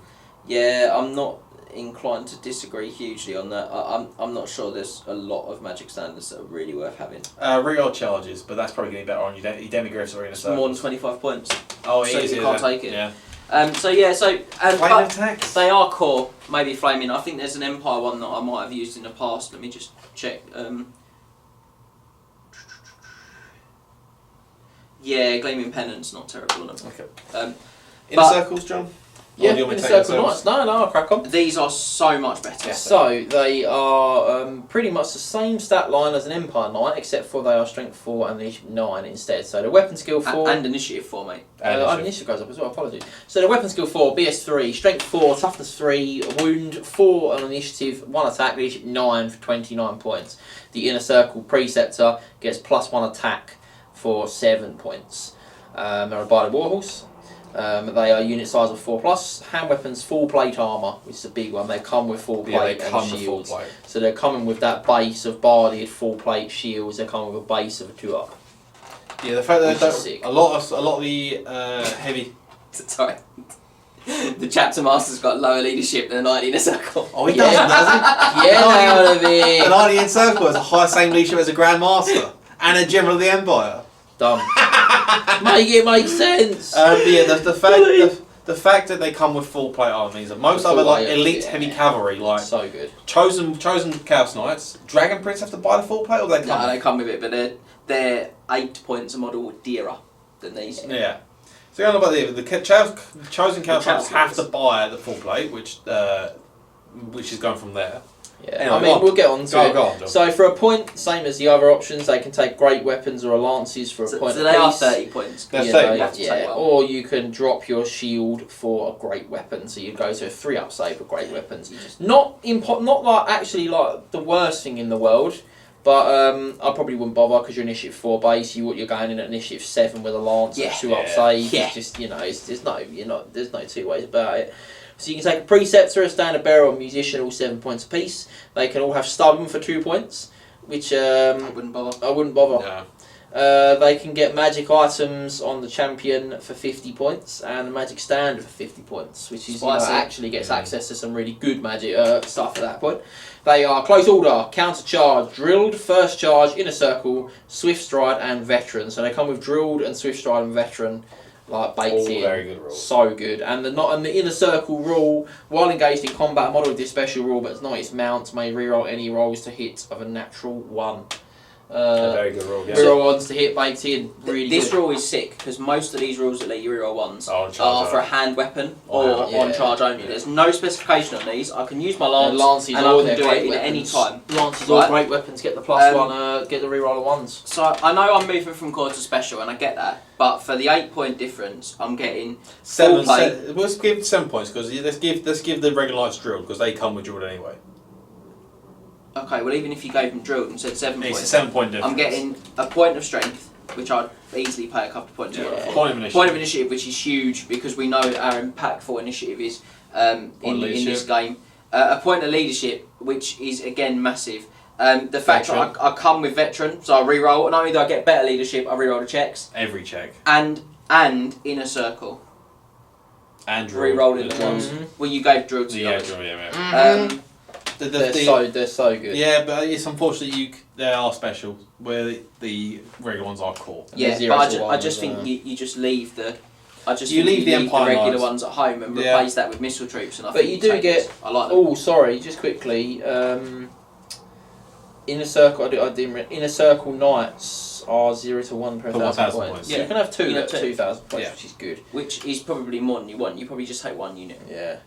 because you've got to And make take sure you've got Demigriffs. space for those Demigriffs and Outriders. And then baby! you're shooting, yeah. Shall we go on the Demigriffs then? So let's go to the best unit in the book. Yeah. Demigriffs. Oh, thank you. Well, Max, who wants to do one of these Oh, one of us going to take the War or a Sigma. Oh no, I'll do that. No, I'll do you that. do Demigriffs. I'll take the War. No, I'll curb really- your enthusiasm. I really think I'm the right person for the War Roller. I don't think you are. You do Demigriffs. I don't think you Go are. on, Me? Go on, Yeah. Demigriff Okay. Knights, they are Web Skill 4. I'll take it. That's fine. That's okay. Web Skill 4, Blitz Skill 3, Strength 4, Toughness 4, 3 wounds apiece, Initiative 4, 1 attack, Leadership 8, 58 points per model. The Preceptor gains an attack, and that is it. For 7 more points. So good. And the Demigriff is the exact same as the Demigriff that you can mount your characters on. Go it. They are Monstrous Cavalry. They are unit size of 2 to 12. So stupid. Random. MSU Demigriffs, baby. Demigriff Knights, they come with hand weapons, heavy armour and shield. Demigriff comes with wicked claws and barding, as we've seen. The entire unit must take one of the following, halberds or lances, but this time they are free. Beautiful. Any unit may upgrade one model to, or you can have 4 command for 7 points per model. Yep. May purchase a magic standard up to 50 points. Beautiful. And replace heavy armour to full plate for 5 points per model. Which you do Every time. It's a lot of Baby. points, but you do it every No, time. you've got to. You got 2 up save, mate. You Yeah. need that to upside. And Demigriff Preceptor may purchase magic items up to 50 points. They have Close Order, Counter Charge, First Charge, Fear, and Swift Stride. They're really good. They've gone up in points. No, they were No, 59. down. But they have effectively because you've got full plate before. Yes. So you buy the full plate now, which means they are slightly more expensive. But you're buying it every time But for the best unit book. honestly, powerful you're taking, if you can, 3 units of 4. Yeah, 3 units. Three, Two or three comfortably units. 2 to 3 units with characters on demis in the unit with them. 3 wounds with 2 up armor save at toughness 4 is just a nightmare to get rid of at this point in time. Yep, and it's not even like you've got a rubbish mount. Like No, the Demigriff the is Demigriff mount is pulls so rank, mate. good. The mount's why you took it. Yeah. The 3 strength 5 -2 wicked claw attacks. Yeah. Yes, please. baby. Counter charge as well for whatever you charge them. You're like, I'm For going what to charge it's back. worth, mate. Counter charge, and they've got access to the good banners. Yeah. The Yeah, reroll charge, the 50 50 points. points. The reroll charge banner, very spicy. They're not like pricey. No, they're not even close to too expensive. Not They're really. And the fact I do find whether you can take use of 2. Yeah, I mean, if you're going to an event that has no restrictions on the amount of use you take, if you use of 2, you take it. but you know what? As well, it's well worth considering that the small units are strong in those smaller point games. Yes. It means you can get them in. Yeah. Yeah, You know, it means you can take a unit of 2 at 1,500 points, or 2 units of 1,000 2. points. Like, that's it. Again, you could look at taking the halberds, but you want the 2 up save with the lances, I so think you you probably do. don't take the halberds. But you're getting one attack. You want to take the halberds. You might as well take the better save because you're there to let the griff, the thing you're riding, and the better strength, and pull, the better rank and do the work AP. for you. And you should always be charging. But yeah, Demigriffs, they honestly take loads of them. Best thing in the book. Yeah, Best by a thing. mile, the best thing in the book. I do. They're not restricted. You can take as many as you want as well. Yes. Yeah, Which crazy, is weird. crazy. I don't understand why they're I not feel restricted. I feel like that's because they didn't really want to restrict them because they're restricted in a circle knights. But I feel just swap them around. Restrict the Demigriffs and unrestrict the inner But circle. either way, whatever you're unrestricted is going to be good. Yeah. I think you just These say strong. 0 to 1 inner circle knights per 1,000 points, 0 to 1 demigriffs per 1,000 points. You don't have to be. They don't have to be mutually exclusive. No. But you just have them. They just should be capped. Yeah. I mean, But I suppose I look at the rest of the book and I'm like, actually, it's probably not that bad. They're not capped. And to then be- also to we be had- real. Gives you something, doesn't you it? need to think about taking the Priest of Ulrich on a horse with the multiple wounds 2 on those Demigriffs. Yeah. Terrifying. Yeah, Real, that- real. that Does it is apply to the terrifying. mounts? Yeah. It applies to his entire unit he's joined, mate. So nothing. Yeah, to him, say. his I think, mount. I think it might actually specify mount. No, it's him, his mount, and unit is joined. It just says unit he's joined, and on the grounds it applies to his mount. I'd suggest that it would apply to the mount to the This demigriffs. model is mount, and any unit is joined. Oh, Yeah. that's vile. Yeah, and the reroll, having to reroll Maybe I hit was a on bit 6. too harsh on the Ulrich priest. With Mate, it's got a lot plus of D utility. plus D3 charge size If Demigriffs you as want well. to put the charge up on them instead. Those priests of Ulrich, mate, they're putting work in. On those demis, yeah, Or but maybe- they are joining on an incompatible base size. They don't. It's they? they're They can there reroll for that one big sixes. turn. Yeah, they're good. They're good. Shall you read? Do you want to bring down I'll the moon? get into the war with Sigmar. It's okay. Okay. No. Do you want to bring down the moon? No, itself? I have got a Warhammer Sigma. I spent about 25 hours Yes. painting. It's a It beautiful is figure. right there. It's right there. It's one of the best models I've ever painted. Converted as well. It is conveyed. It's being pulled by flagellants. I'm very pleased with all the little candles on it in particular. Yep. And all the books inside. I'm going to get my phone out and I'm going to time you. You can have 5 minutes to talk about this. Oh, that's very generous. No, you can go for the profile and then you got 5 minutes. Oh, that's even more generous. All right, good. That's all you're getting. Let's go for it. Profile. This bad boy is obviously a mount for your lectors of Lector! And it's movement 7. It's pulled by 2 barded war horses. The horses are obviously weapon skill and strength 3. They're initiative 3. They have 1 attack each. The machine itself is strength 5, toughness 5 with 5 wounds. Okay. It's a heavy chariot, so you're going to add 5 to the wounds of your lector for a total of 8 when you take this bad boy. It's also -2 to impact hits. The AP will impact it as well. Yeah, because it's heavy. Yeah. And 135. Yeah. Cavalry. It's cavalry. It's not chariots. Cavalry. The book says, even though all the other entries are chariots, specifically it's cavalry. So it's close order, it's first charge, which is very good. It's got holy fervour, impact hits d6 +1. It's a large target, it has magic resistance -2, stubborn, symbol of might, terror, and witchbane. So it's got quite a lot going on there. Hold yourself, go for the rules and hold yourself, and I'll put my time. Alright, okay, you want me to go for it? Yeah. Holy fervour, unless the unit is fleeing, friendly units within 6 automatically pass fear tests they're required to make and can reroll any panic tests. Symbol of might. The command range of the lector mounted on this is increased from 8 to 12. And witchbane. If your general is only his command range of 18. Yeah. So if you're a general's leadership 8. Yeah. And then witchbane. Yeah, I know. All wizards within the model's command range, friend or foe, suffer -2 to their casting rolls. Alright, you ready? And a war roll may only be included if your army as a character mount. Its points are added to that. Right, are you ready? Yeah, go on. Right, you go. Because of how much drama they've put into this, I was going to try and give a relatively balanced appraisal, but now I'm going to rant like I did on the Chimera episode, so I'm going to call it, not Warriors of Chaos, the Chimera episode. So here we go. You got 3 minutes. I've got, you said 5? Yeah, 3 minutes. Right, so let's have a little look at some of the options here.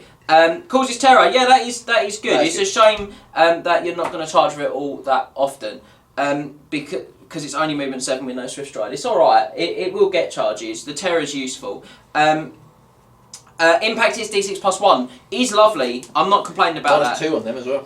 Yeah, because of that. The magic resistance 2 is very good because it combines with its witchbane, which means that it's, in fact it's going to have almost no effect because it's only affecting enemies, and the witchbane's only got a range of 12. Because it's garbage. Command range. So if you put on your general, it's not going to be a general though. It's just leadership 8. It's not going to be a general. They're never going to be in its range, mate. So it's only ever going to affect you. So the magic resist is decent, but at T5 with very limited save, it is at that point. What? It's got a 4-up arm save. That's it, mate. Yeah, that's what I'm saying. With very limited save, you have to take a 5-up ward on the guy on top to get any sort of better save. No, I agree. So let's have a little gander through. The friendly units within 6 automatically pass fear tests. Great, because fear tests are so prevalently difficult to pass at the moment. Because no one takes them because fear is garbage. Yeah. They may re-roll failed panic tests though, so that's okay. Which is alright. But again, I've got veteran state troops. If I've taken any other infantry, they're probably veteran or unbreakable. If I've taken cavalry, most of it's veteran. Yeah, that's true. Do you know what I mean? It's just not really that great. The command range is added from 8 to 12, which means I can pick 1 unit within 12 to benefit from my priest's powers. Yeah. Oh, great! It used to be all units, right? It used to be all units within 6. Ridiculous. You got a minute left for which? And then all wizards in the model's command range, friend and foe suffer -2 to casting value. Take this and make your wizards more garbage than before. It's only ever going to affect you, yeah. Really? It's only ever going to affect you. Unless you're in combat, and you've probably already lost then. Which if you're in combat, there's only a handful of spells that can even be cast on units in combat. Yeah. And if they're in combat with that wizard, they can't cast stuff anyway. So it's terrible. It's just a negative rule. I just don't understand why they would put friend. Why would they put friend? It's supposed to be the Golden Griffin's a sacred relic of the cult. Get out of here! It's rubbish. It's disappointing. The fact they had banishment in it before was really cool and really unique. And the fact they've taken that away as well. is garbage. The fact it's lost, it used to have a ward save, doesn't have that anymore. It doesn't feel like a big scary thing that the Cult of Sigmar brought to the battlefield. No. It feels like a big the argument red is it shouldn't elephant. even exist at this time frame, but And it doesn't exist at this time frame because of the time they set it you out. did good, mate. Good timing. I'm proud of you. Empire Steam Tanks. I'm going to Pat on the shoulder. I'm there going for to you, add one thing to this. If you're taking this, you're not taking wizards. If you're not taking wizards, you're losing the game. Yeah, you're not taking. If you're taking it, you're just spending The what only you could way- have the spent only- on anything. The that only was way I better can than it. see that if you take this is if they make an army infamy purely for the Cult of Sigmar. Yeah, which then they'd have to make it actually not garbage. Yes. Even then, I wouldn't take it. I'd just not take the Army of Infamy. Yeah. Empire Steam Tanks. Steam Tanks, John. Yeah, get All a into bit it. funky here, so I'll let you do this. So there's a lot going on here. We've got a couple of things. So they are movement 4. They are strength 6, toughness 7 with 10 wounds at 265 points apiece. Now they're basically one of the only things in the game that is higher than toughness 6. Yep. Which means strength 2 can't wound them. Strength 2 can't wound them. Yeah. So No, they strength 1 can't. No, that's it. Yeah, that's strength. it. Yeah, Strength 2 can hurt them. So basically, there's just nothing in the game that's like. They can't be hurt by Vile Tides. Is Vital strength 1? Yes. Okay, that's something. I thought it was strength 2. I thought No, it was strength 2 1. too. Okay, well, fair enough. That is Then actually that's something. actually something good. So they're heavy chariots. They have a steam cannon and a steam gun. Now they've also got an engineer inside it, one engineer commander. He is weapon skill 3, BS 4, strength 3, initiative 3, 1 attack at leadership 8. So the units to leadership 8. They come nice. free up armor save. They do have 3 up armor save, which is very good for a chariot. Just want to point out the engineer in the steam tank has the same leadership as Alexa. Just as brave, baby. So I would be getting one of those things, mate. they're like a bomb. The engineer commander may take Hockland long rifle for 10 points. I actually think is a very good option on a guy in the tank, in my opinion. Pigeon bombs, 20 points. I was like, releasing the hatch life, send help. I'll tell you, Send just the get pigeon. down and just throws a pigeon. The repeater pistol for 8 points. Now, the special rules are Close Order, Grinding Wheels, Immune Psychology, Impact is D6 plus 1, very nice because they get a -2. Large Target, Steam Power, Stomp D3 plus 1, Temperamental, Terror and Unbreakable. A lot of good rules, a lot of good stuff, but we're going to get into its specifics. So, Grinding Wheels, Stomp attacks made by the Steam Tank have an armour piercing of 2. Very good, so D3 plus 1 at -2. However, this rule cannot be used against models whose troop type is Behemoth. They're simply too large to be caught underneath the Steam Tank's wheels. In addition, and unlike other chariots, this model treats low linear obstacles as open terrain rather than impassable. Just choo-choo. So it just drives over those little walls. Yeah, which makes no sense. The infantry can't climb over them, but this Good tank stuff. can drive over them. If you can climb over, I mean it's -1. Yeah, it just. Whereas a chariot can't go over a wall. Yeah. No. Steam Power. A steam tank cannot march. Instead, you may take a steam power roll and add the results to the model's movement characteristic. To make a steam power roll 2d6 and discard the lowest. The highest result is the result of the steam power roll. If both dice roll the same result, discard either. So, again, it just feels like the one you just say like. I mean, half the time you're technically marching because you're going to get +4 movement. It's better than that. It just feels a bit silly. Like that used to be a thing you could do with the steam power and you generate the steam points, and it's now just like. I think the loss of start random turn, moves is just a bit roll shite. 2 dice and then add the highest to his movement. It's alright. If it marches, though, it won't be able to shoot. If it wants to march, yeah. So it's just going to move forward and shoot. But it's not a march though. The steam power's not a march. Oh, okay, yeah. So the steam tank cannot march, but the steam power increases movement. So you can still go 10 inches. And go for that. Temperamental. If a natural roll 1 is rolled, when either the dice attempts to make a steam power roll or a charge roll. What? A charge roll? Yeah, it can still declare charges. Of course it can, sorry. The pressure has reached dangerous levels and if not quickly released will cause irreparable damage. Choose one of the following results. Bang. The crew ignores the building pressure, which inevitably finds its own release. The steam tank loses a single wound. Or, whee! Amidst billowing clouds of steam and an ear-splitting whistle, the pressure is released, rendering the steam tank immobile. The steam tank halts immediately and cannot move again for the remainder of the turn. However, if a natural run is rolled on both dice, the pressure is too great to be released safely. The steam tank loses the wound and cannot move. So the idea being is that if you're looking at it and going, you roll a 1, and you're just like, I could do with the move this turn, or I could do with a charge, I'm just going to take the wound. Or if you're looking at it and going, I could probably get away with not moving on charging this turn, I'll just release the steam and not take any damage. I like. It's alright. I like charge. Charts feel like Warhammer Yeah, to me. yeah. Yeah, I don't mind the it. loss of the steam engine is. I don't chart. mind it. We lost steam power, like steam point generation and stuff. So I'm okay. But I with feel that's what gave the steam tank just same It's fun. Yeah, absolutely. Instead now it just feels it's just really, really scaled back, and you can choose to ignore the chart if you want and just take a wound. Yep. You've But got 10 of them, and there's no negative. It used to be obviously the more wounds you took, the more danger it was to generate steam. Yeah. It's just it just feels very, very reliable, very consistent, very very much a tournament player's dream, really. Would you say bland? I It think just I needs, think it's a as a tournament player's former- dream. Yeah, as I one agree, of the hardest bit men in the UK once said, someone just needs to add a little bit of spice to that. Danny Dyer. Not Danny Dyer. I'm talking about. one of the hardest I'm men. talk- in the Danny Dyer's hardest geezers. No, I'm not talking about. I'm not talking about Danny Dyer's hardest men. Deadliest Men, or whatever Deadliest it's called. men. That was a good show, but other. Wasn't what I expected at all. That's a good one. Other gangster TV shows are available. I was, of course, talking about the National Treasure, former heavyweight. I know exactly who you're talking former about. heavyweight boxer and one of the hardest men in Britain. I stand by that statement. Chris Eubank Senior. Okay. Who was you talking about? Who was you thinking? No, you were thinking. Oh, you were about thinking the same thing, Yeah, good. I knew you were thinking Yeah. about the sheriff. I was sheriff. I'd normally say other boxers are available, but you know, no, I love Chris Eubank Senior. Chris, if you're watching this, I love you. I know you're a big fan, Chris. I know you're a big Thanks fan for of joining us. Warhammer. Steam cannon, John. Steam cannon. Steam Cannon. Range 24, strength 8. That wasn't his name. He wasn't the steam cannon. Steam cannon, John. The Steam Cannon is range 24, strength 8 -2, armor bane 2, cannon fire, cumbersome, multiple wounds D3. This model may be used to shoot like a cannon using the cannon fire special rule, but if it misfires, you just lose a wound instead of rolling on the misfire table. It's just a cannon. It's just a cannon that. Did they not FAQ this to say it has to? This is one that has to shoot in a straight line. It I doesn't get the think so. firing platform. No, I don't think it does because the cannon's sticking out the front. So I don't Yeah. think it gets the firing platform. But the skull cannon does. The shooting Yeah, all directions. 360 no scope. Yeah, good stuff. Yeah, I mean, it's Steam gun.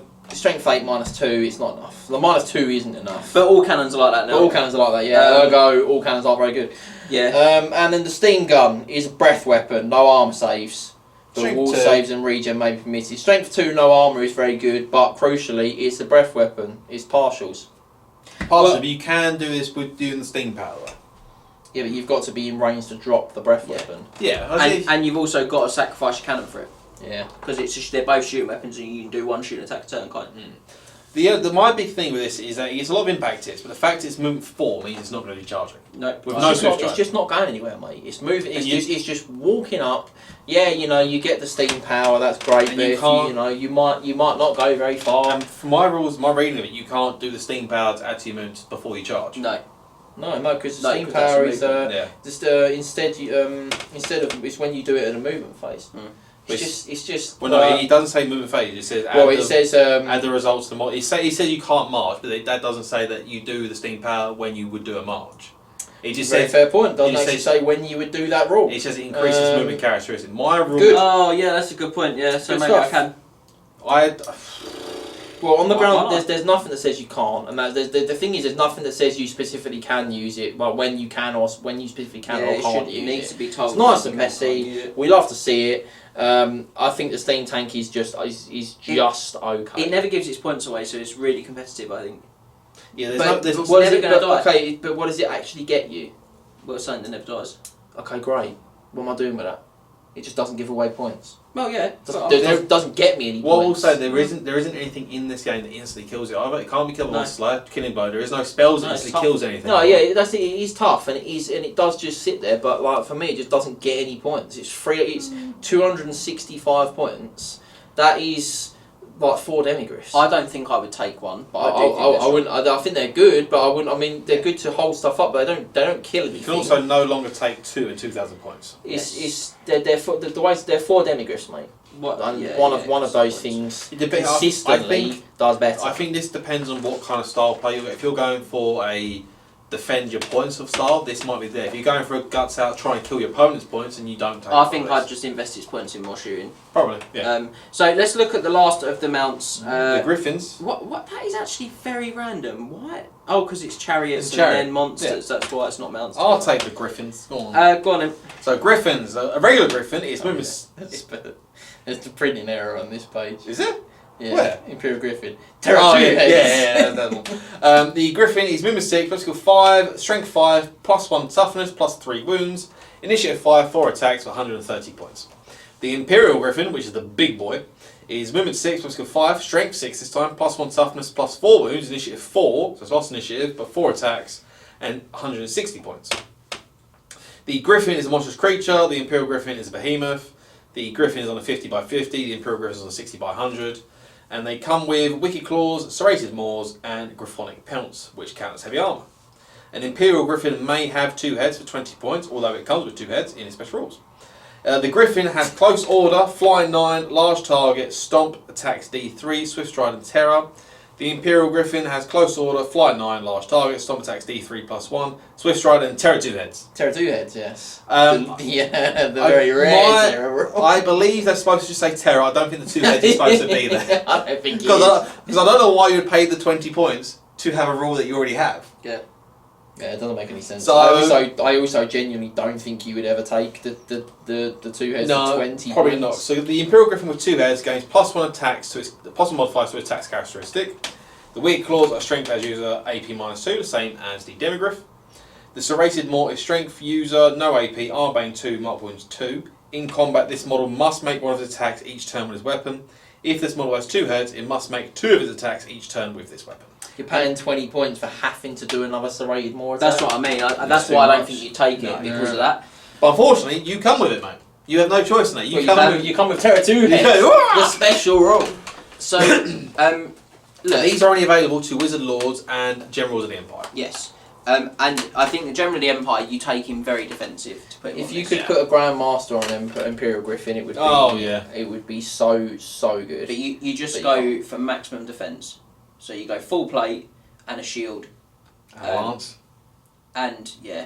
Take a lance, might as well. Maybe a magic weapon, just have magical attacks in case. I'd probably take the Ogre Blade on him. Just no, it's rubbish. 3 attacks. It's rubbish. He's only got 3 Yeah, attacks. Yeah. I would just. Say a flaming sword. Yeah, literally flaming sword, flaming attack. Just saying it's magical is all I want. And just so my Griffin doesn't get bogged down. Yeah. Yeah. The Imperial Griffin itself is good. The Imperial Griffin is good. It's just the guy that's being mounted. The guy's mounted upon it isn't good. He needs to have a 3 up, 4 up. That's what he needs. A 3 up, 5 up. That's the best save you can get on him realistically.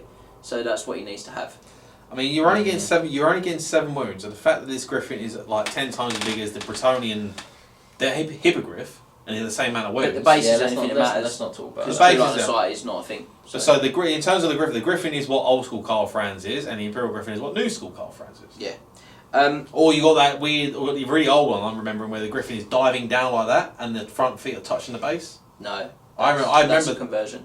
Was that a conversion? On the Blood Bowl. Yeah, that would be. No, it was a metal model. Like ages ago. Before on the Blood, it was a metal model, mate. Oh, I don't know. The only one that was before that was one. There was a classic Imperial Griffin. He's on his back legs and he's almost like a sort of curved over shape. Yeah. That's the one I'm on about. Sorry, not rather than sorry, the one that's curved. Nice. That one. Yeah, that's a one. classic. Very small. Yeah. So look, ultimately there have been some Empire lists that have done quite well at events that have included these. It's not really a shock. Big toughness. It's a mounted monster. Loads of attacks. Well, it's not a big Mounty toughness. monster. It's toughness 5. Yeah, I mean, look, ultimately, Mounty Monster is strong. It's a bit like a Manacle. 160 points. He's the same as the same as Castle and a Manacle. A Manacle doesn't give you any bonus to toughness. But just whereas think that one though, does. That's why I think it's solid. fully decked out with a guy on the back who's fully decked out for survivability. This is sub 350 points. Yeah. Very cheap. I mean, the 30 points between the Imperial Griffin and the regular Griffin, I think I probably would take. 100%. 100% you're Purely taking because for the stomps being -2. Purely for the fact it goes from monster creature to behemoth. And can't be then D3 plus certain 1 things stomps. don't affect behemoths as well. Yeah. You can't. The other behemoths don't get -2 against. Can't be run over by a steam tank. Can't be run over by a steam tank. So yeah, so I think Can't stub his toe on the steam. we have seen some lists that have done quite well. With Imperial Griffins Not in, with big ones. all of them have the Griffins in them. No, but we have seen some. There are some that are doing. Look, they are the lower end of the top quality monster mounts by a country mile. They're lower end, but they're also very cheap. I do think that's purely because of the fact of the guy that's riding it. The monster's not great either. Well, no, it's not. But if the Grand Master was riding, I think it'd be a lot better. Of course it would. Yeah. A Grand Master Be a bit on it closer would to be, the Hippogriff. it would be Yes. akin to Where the with a monster's Grand not as Master good. on it. It'd be like akin to a dragon almost, mate. No, not even close. Why is it not close? The wounds. The wounds. It's going to be So you've got Still going to be 2 7 wounds wounds. less. 2 That's less it. wounds and the toughness. Yeah, it's only toughness Oh, 5. toughness 5, of course. Yeah. And less attacks. The Grandmaster Oh, on yeah, it one is going to be less. he's going to be a lot closer to a Duke on a Hippogriff though, Yeah. which is that kind of level of mid-level of really But dirty. even though I monster. still think the Duke and Hippogriff beats out the Grandmaster and Imperial Well, because Griffin. he's better. The Yeah. Duke's better. But, I mean, ultimately, the Imperial Griffin is a very cheap monster. And I think it's worth thinking about, but I would probably leave it at home. I'd probably just stick with lots of Battle Wizards, maybe one on a Pegasus, one on foot, and then lots of shooting. And then a little bit of counter charge and for some Demigriffs and maybe a Grandmaster on a Demigriff. Probably only take one, just for counter punch. Yeah. Engineers, and then some of this stuff we're about to look at now, Yep. to be honest, guys. I think that's the best way. War Machines. John? Yeah, so every War Machine has got the exact same stat line. It's just its points and things change. So Yes, they are. Oh, they have. Yeah, we'll go through the stat. We'll go through the stat line once, and then we'll just talk about the rules each time we go over them. So every War Machine is a toughness of 6 with 3 wounds, and the gun crew is movement 4, weapon skill and ballistic skill, strength, toughness, wounds, and initiative of 3, and attacks of 3. 3 is entirely across the board with a leadership of 7. So the best way to think about it is their toughness 6, wounds 3, leadership 7. That's every War Machine in the Empire book. That's all you need to worry about. 3 wounds in combat, 3 wounds in shooting. Don't forget that you could shoot 2 wounds off me. When you charge me, I've still got 3 you wounds could you've got to take in combat. Yeah. So That's the way the War Machines work these days. Yeah, which I don't like. The Great Cannon. So the Great Cannon, you can give it Veteran for 10 points. Don't know why you would. And it has the what's your roll Skirmisher as panic special checks? roll. I think I would. It's generally, I don't, for 10 points. It's 125 points I for Great think I Cannon as would, well. mate. No, I don't know. No. Certainly not on the Great Cannon, I wouldn't. The Great Cannon, 125 points. The Great Cannon. The Great Cannon is better than the regular cannon because it has D3 plus 1 wounds rather than D3 wounds. Yep. Yeah, which is nice. Which the Dwarf cannons are worse than the Imperial cannons. Yep. Yeah. Naturally. They always were though, to They be always fair. were, The yeah. Great Fair. Cannon in Great the last Cannon set extra rules range. extra range. Range Before that, it 72, used to do wasn't D3 plus 1 wounds Yeah. when others did D3. They have skirmishers, but it doesn't really matter because the guys, the crew, have to be in base contact with the Great It's more Cannon. than -1 to be shot at. No. -1 to be shot there, I suppose. No, because the artillery crew doesn't have unit strength of 1, does it? It's not. It's only unit strength of 1 that gets the -1 to be shot at. No, it's all skirmishers. No. Yeah, because that's the skirmish rule. Skirmishing cavalry don't get it. It says in the main rulebook, unit strength of models with a unit strength of 1 and -1 to hit if they're skirmishers. Oh, It's really? Not unit strength of Is 2. a War Machine not unit I strength don't one? think they are. I think they have a fixed unit strength. So what's the point of having skirmishes then? 360 arc of sight. Yeah. Oh, that was good. We're going to look at mortars now. So mortars are only 95 points. Exactly the same. Exactly the same. They're 30 points less. The mortars is, I think mortars are rubbish. They're low AP. They're blast templates. Are they no AP? A mortar, I think there might be Armour Bane 1. I think they're Armour Bane. I think Max is or still they might be using Armour Armour Bane. Bane I'm because he looking was up looking now. at them. Yeah. I think them Armour Bane under the hull maybe. But whilst Max is just checking, I'm just gonna step through quickly to the Hell Blaster because the Hell before Blaster you I can do, properly go whilst through. you're looking at that, I'll just A make War a couple Machine is of a War Machine's unit strength has starting wounds. Yep, so Oh, 3. okay, so it doesn't benefit from skirmishes, nice. So I just checking the mortar whilst you're there, Max. The Great Cannons, look, we know that cannons took a massive dent. Empire do not have much though to deal with really big scary stuff. They don't. A couple of cannons still ain't bad. And so you have to consider these in your list. I think Yeah. you do have to consider probably still having 1 or 2. I really do. Because the thing is that even so, if you've got a Chaos Lord on Chaos Dragon and that wound gets through, if you do 4 wounds, that's half its wounds. Yeah, but That's half its wounds you're not going to get from somewhere else. The So I think mortars, mortars- mortars are range 12 to 48, minimum range 12, 48 maximum. Strength 2, strength 6 under the hull, -2 on the blast, -3 under the hull. Yeah. Oh, okay. And Armour Bane 1. Large blast. Bombardment, no, stone thrower. So small blast. Oh, 5-inch blast template. Yeah. There you go. Yeah. So I don't Maybe think they're that bad. I'm a little maybe I'm a And bit harsh multiple on wounds the D3 under the hull. So I said, I think that they're Maybe I've been a little they're bit alright. harsh They're on not them too all, right? expensive. They're better, For than, like they're, minus better, two. they're better than what they were. The -2 Yeah. is worth Yeah, considering. maybe I've been harsh on the mortar. So So- 95 points is also cheap. I think they're quite viable. Them, I think couple of cannons, couple of mortars, couple of volley guns, very viable. The as a volley set. guns is where it's at. The Hellstorm, I will not be taking any questions on. The Hell Blaster. The Hellstorm rocket battery. Oh, is in I will bad. not accept anyone trying to tell me that this is a good piece of So artillery. the Hell Blaster, It we'll do some good Hell But Blaster. the Hell Blaster for 120 points is the second cheapest artillery piece bar the mortar. and it's just it's just so good. Range 24, strength 5, -1, armor bane 2, cumbersome, hellblaster, move or shoot. But strength 5, it's only -1, but it's a strength 5. Armor bane's great. Now, the way that Hellblaster works is when shooting a Hellblaster volley gun, roll 3 artillery dice before making any rolls to hit. The number of shots fired is equal to the total of all 3 artillery dice. If a misfire is rolled on one of the artillery dice, all shots fired are -1 to hit. If a misfire is rolled on 2, then no shots are fired and a critical fault has occurred. Roll immediately on the appropriate misfire table to determine exactly what. And then finally, if a misfire is rolled on all 3 simultaneously, the barrels fire simultaneously with devastating effect.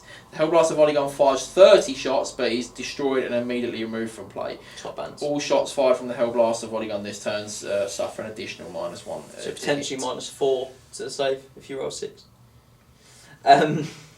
Why? Wait, what? No, there's -1 to hit. -1 to hit. Oh, -1 to hit, sorry. Yeah. I don't think it should have that. I think if you've rolled triple misfire, it should just explode, just shoot 30 shots and then blow up. I don't think it should have the This is where your engineers live, guys. They live just next quickly, to these. after determining the number of shots rolled to hit for each as normal using the cruise ballistic skill and applying appropriate modifiers.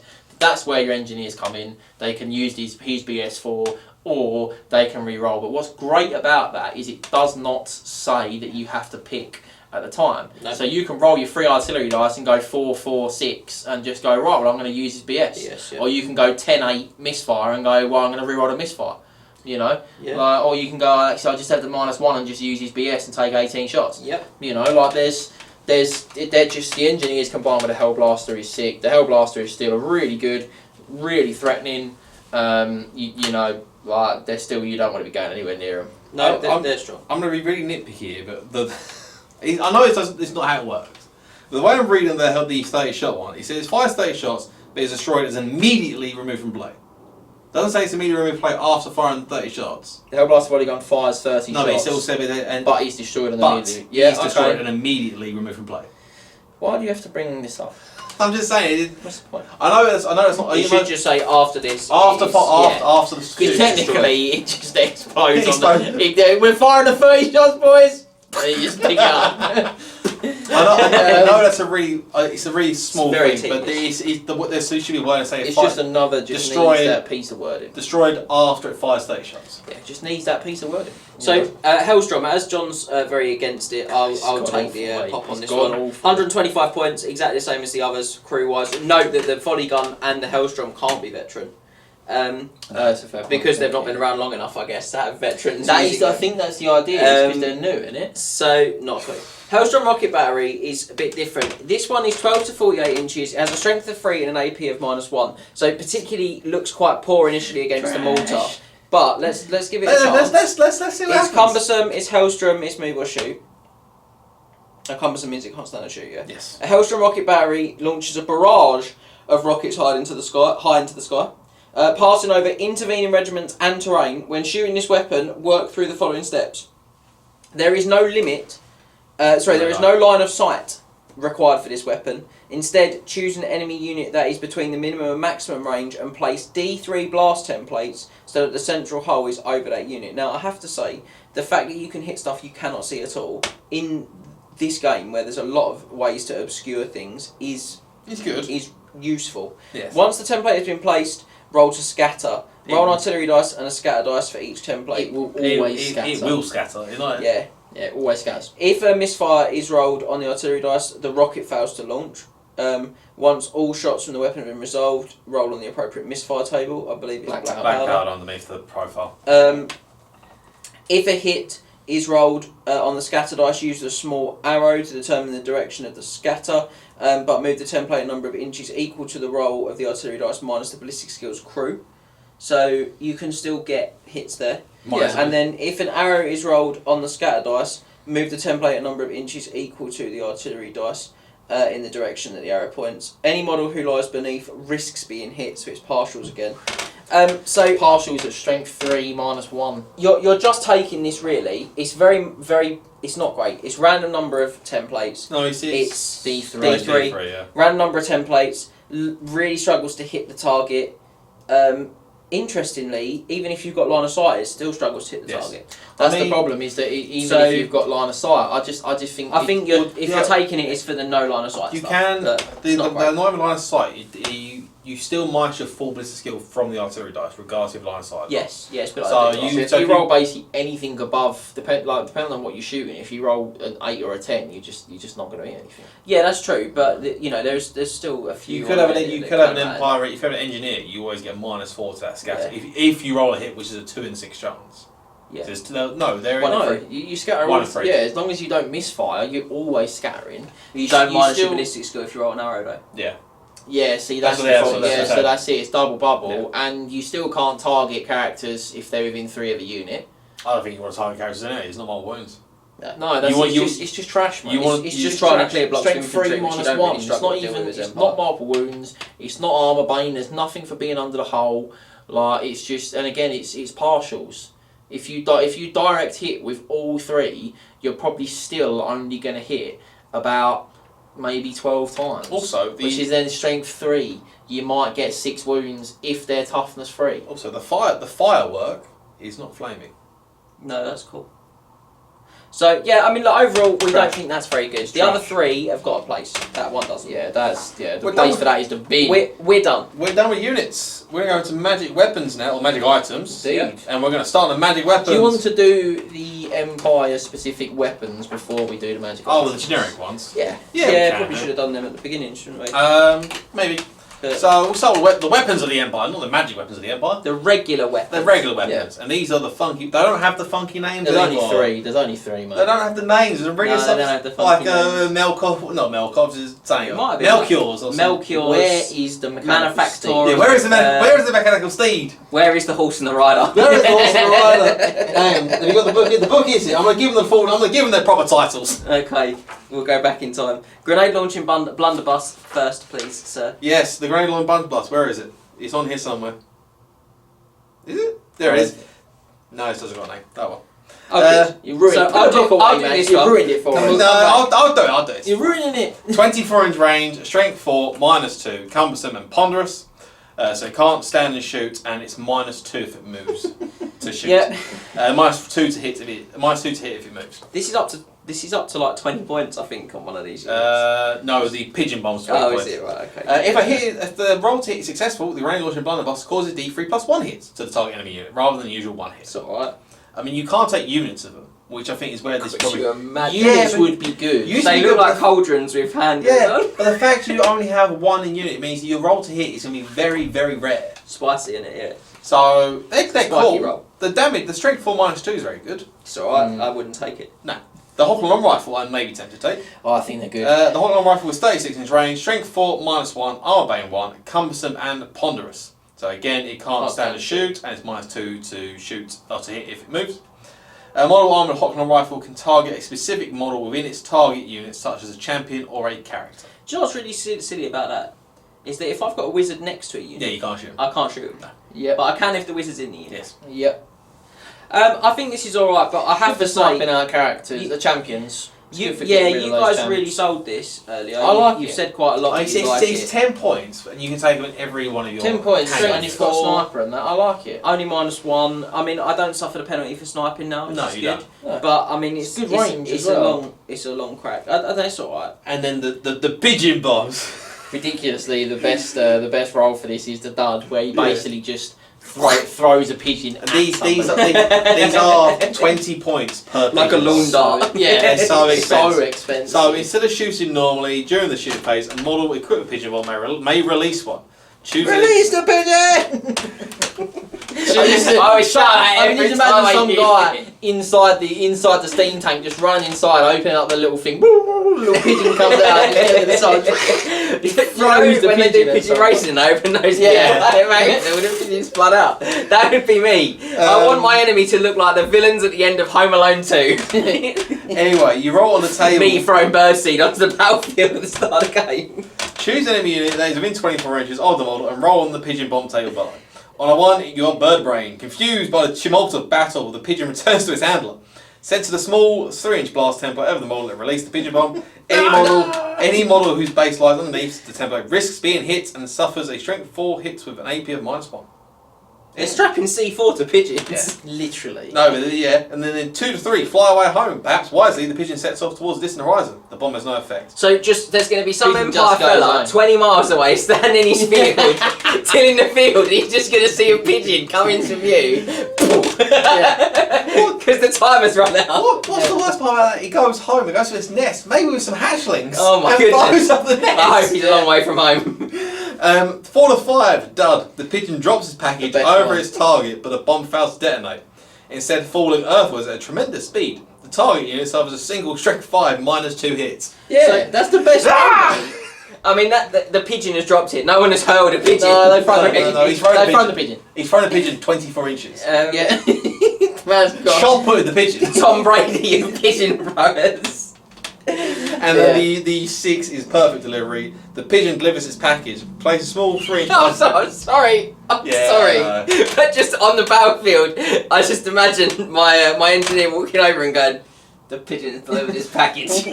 Or it's open the secret compartment of the earth into the speakeasy. Yeah, he's down there with the German of the Empire. Don't worry, sir, the pigeon's delivered his package. the pigeon delivers the package. Place Oh, a man. small 3-inch blast template to the central hole is directly over the centre of the target unit. Any model whose base lies underneath the template risks being hit and suffering a single strength 4 hit minus 1. Why am I paying 20 points for any of that? From I pure- risk being You're hit. paying 20. Really, you're paying 20 points for a third of the time it being a dud.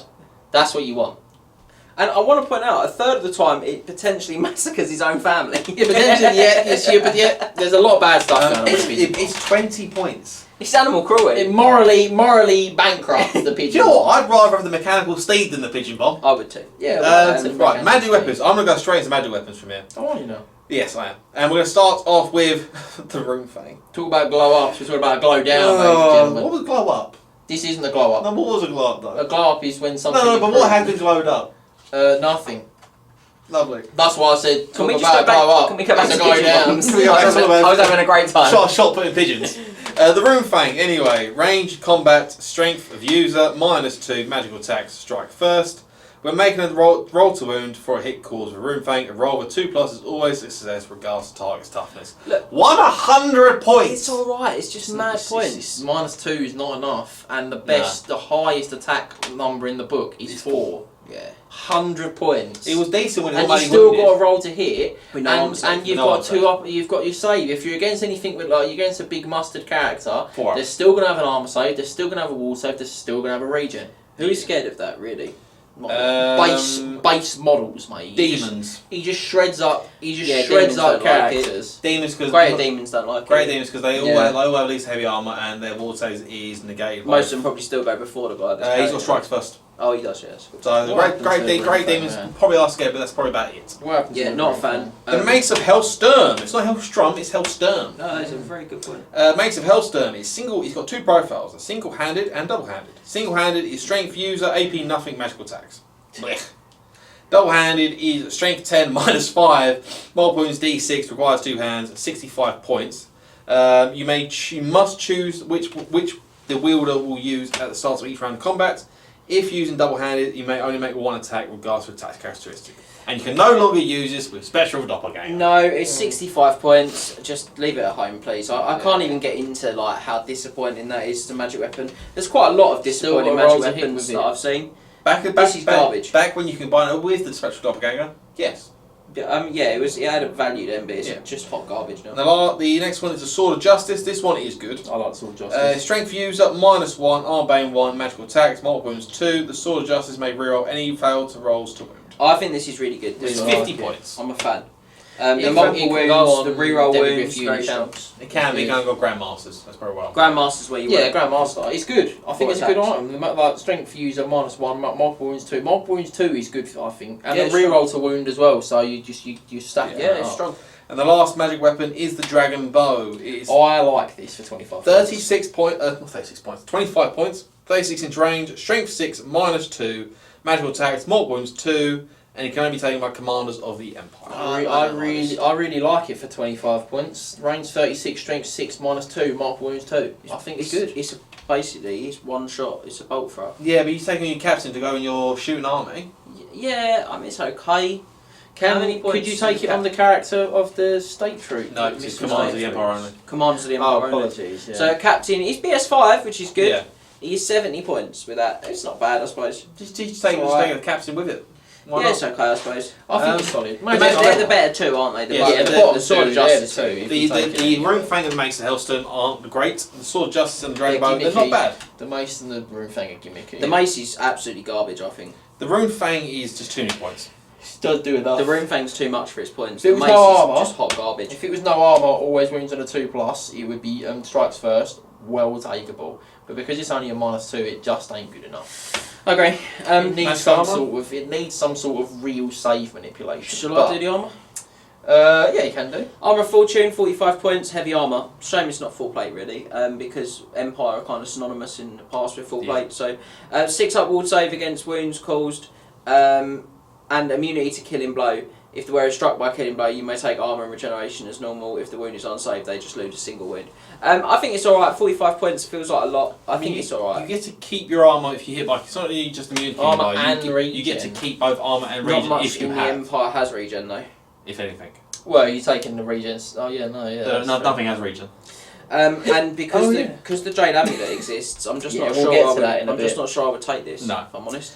The Armour Um, of Tarnus. Armour Tarnus, this is a classic. This is a proper Empire classic. It's armour that used to be worn by wizards, which is really cool, and they've retained that idea. The Armour of Tarnus is a suit of light armour which may be purchased by an Imperial wizard, even if they do not have the option to be equipped with armour, a shield, or barding. It gives the wearer a 5 up ward save as well. Without penalty. Yeah. So they can still cast spells. They can wear the spell. They can wear the armour and still cast all their spells. 35 points for another 5 up wall save. That can go on a wizard. Yes, it's Does- Doesn't have to only be worn by a wizard though. It can be worn by anyone. anyone. Yeah. Anyone can wear it. The issue you're going to find with it though, Well, again, issue this you're is gonna find with it- again a bit of wording which may be purchased and worn by an Imperial wizard. So there's an argument. It may be purchased. That's the thing. There is an argument to say that only wizards can purchase Yeah, there it. is. It's a difficult one there, but But another one. it's not going to just remember the risks of relying on this if you're putting your wizard on a griffin. It's not going to Yeah, work. it's not going to work anymore. So Talismans, yeah. The White Cloak, 30 points. The bearer of the White Cloak is a 5 up ward save against any wounds suffered and a 3 up against wounds that were caused by an attack that is flaming. I think it's a 5 ward save? it's a 5 up ward and a 3 up against flaming for 30 points. I think it's solid. So if you're going by the Well, idea that anyone can take the Armour of Tarnus, you've got 3 lots of fire war save in your armour. this is good It's because a talisman as well. Yeah. The thing is, you can put that on a wizard with no negative. Yes. Like you can put that's what's nice. it is good. Most of the stuff that gives you protection against flaming has got worse. This has only got marginally worse from a 2 up to a 3 up. Yeah. And it's no longer the White Cloak of Ulrich, it's just the White Cloak. No, but at 30 points, it's very, very I cost think it's effective well because takeable the at 30 Talisman of points. Protection gives you a 5 up ward at 30 points. Yeah. So I'm getting the kind of the flaming stuff for free. I quite like it. It's a good item. Yeah. And then finally, the Jade Amulet. Now this is very common, so you can have as much of this as you want. 25 points. It's literally the Armour of Fortune without the wall save and the armour. Bearer is immune to killing blow. If they're shot killing blow, they are permitted for an armour and regen save as normal. If the wound is unsaved, they lose a single wound. So you're paying 20 points of heavy armour and a 6 up ward save. I wouldn't pay it. I wouldn't either. I just pay whatever the points is. You come with heavy armour. Most commanders they come with heavy armour anyway. Yep. So Yeah, it's not worth it. you're paying 20 points for 6 of ward save. For Empire as well, they're one that's worth considering the heavy armour of 4+ ward save from the main rulebook. Yeah, I agree. You wouldn't use that often, but you could put that on him and then the Jade Amulet, and he's pretty hard to kill. Magical standards. Like overall, I think it's really disappointing that they've done the Jade Amulet and the Armour of Fortune that do almost the same thing. Don't get it. I think that's really Just don't disappointing. get it. The Jade Amulet was always sorry, that's the Jade Griffin that was on the Grand Theogenist. Yeah, it was, yeah. Magic standards. get it. We have the Imperial Banner, which is 60 points. All friendly units within the command range of the model carrying the Imperial Banner roll 3d6 for making fear, panic, or terror tests and discard the highest result. I don't mind it, but it's very 60's expensive. too much for 60 points. As you were saying earlier, basically nothing like. There's a lot of access to veteran out there, and Yeah. I'm just going to use that instead, I think. It's a bit. I wouldn't really take it because the Commanders of the Empire, the unit that he's in, automatically pass panic tests anyway. That's what I mean. It's You've just got like- loads of ways to kind of get Well, around it gives it to everyone within 12 inches the ability to reroll. Oh, sorry, not reroll. 3d6, bit of height, pick 2 Well, it's lights. command range of the model carrying it as well, so it's not the BSB like range, 7. it's the command range of the model carrying it, which is 7. BSB command range is 12. Oh, is it If just you, say that? yeah. If you're taking a BSB. But But if you, Griffins, sorry. if you put it on, say, if you put him on an Imperial, on a Griffin, you get an 18-inch one. I just don't know if I'd bother. No, The Griffin Standard, 50 points. When determining your combat result, a unit carrying the Griffin Standard may claim a rank bonus of +2 for each extra rank behind the first, rather than the usual +1. I mean, you're basically paying on this. There's nothing in here that can have like banners and horde. So you're looking at it and saying, if you've got this banner, you're looking at taking your rank bonus from +2 to +4 max. So you're paying 50 points for a maximum of +2. The war banner is 25 for a flat +1. You could stack it with the war banner if you had a BSB and a banner inside it. But the war banner's flat +1 all the time. That's what I mean. If you lose a rank, all of a sudden you're paying 50 points for +1 combat res. No, if you use your second rank, you're paying 50 points for no combat res. The war banner is 25 points. And if you're disrupted, you can't claim the combat res. So I think it's too expensive. Probably too expensive. And infantry isn't very good. Certainly not big blocked up infantry. And so because of that, I think it becomes not very good. I think it can be okay, that one, but not more than okay. And then the Gleaming Penance, 15 points, is now Empire specific rather than rulebook specific. Single use, the unit carrying the Gleaming Penance may reroll a single failed leadership test. Note that a break test is not a leadership test. I don't mind this one for core knights if they've gone jogging off on their hollies. The thing about the Gleaming Pennant is you can put it on a unit and then have a Priest of Ulrich in there, and you can re-roll his leadership test. One use, but you can re-roll it for that turn. For that turn, you really want. Yeah, for that turn that you really want the multiple wounds or something, you can re-roll it. Strong, yeah. Yep. And the last one is the Banner of Duty, 10 points. A unit carrying the Banner of Duty may re-roll any rally test. I don't hate it. There's 10 points is cheap. There's a lot of access to Rallying Cry. There is. Yeah, but the Rallying Cry Rallying Cry is another chance to rally in which you would get a re-roll for it. Yeah, it's alright. So it's 10 points. It's cheap enough. Yeah. On to the enchanted items. So the Laurels of Victory. I like this. 40 points. When determining your combat result, each unsaved wound caused by an attack made by the bearer of the laurels is worth 2 rather than 1. So getting that onto someone with, let's say, the Sword of Justice, who's got multiple wounds, 2. If 3 wounds go through and you cause 6 wounds, that's a combat res of 12. Yeah. That's why I like it. I think I tried to do that in a battle report, actually. I just didn't score any wounds. Yeah, it was against Scott. But I think it's a good idea. Yeah, you can absolutely stuff like things that are like undead and that. There's a lot. You can rinse stuff with that combat. Yeah, no, it's good. Then the Silver Horn, 15 points. Characters with the Swift Stride special rule only. Very specific. But the bearer of the Silver Horn and any unit they have joined may re-roll the d6 when using the Swift Stride special rule. For 15 points, well good. What's annoying here is it says characters.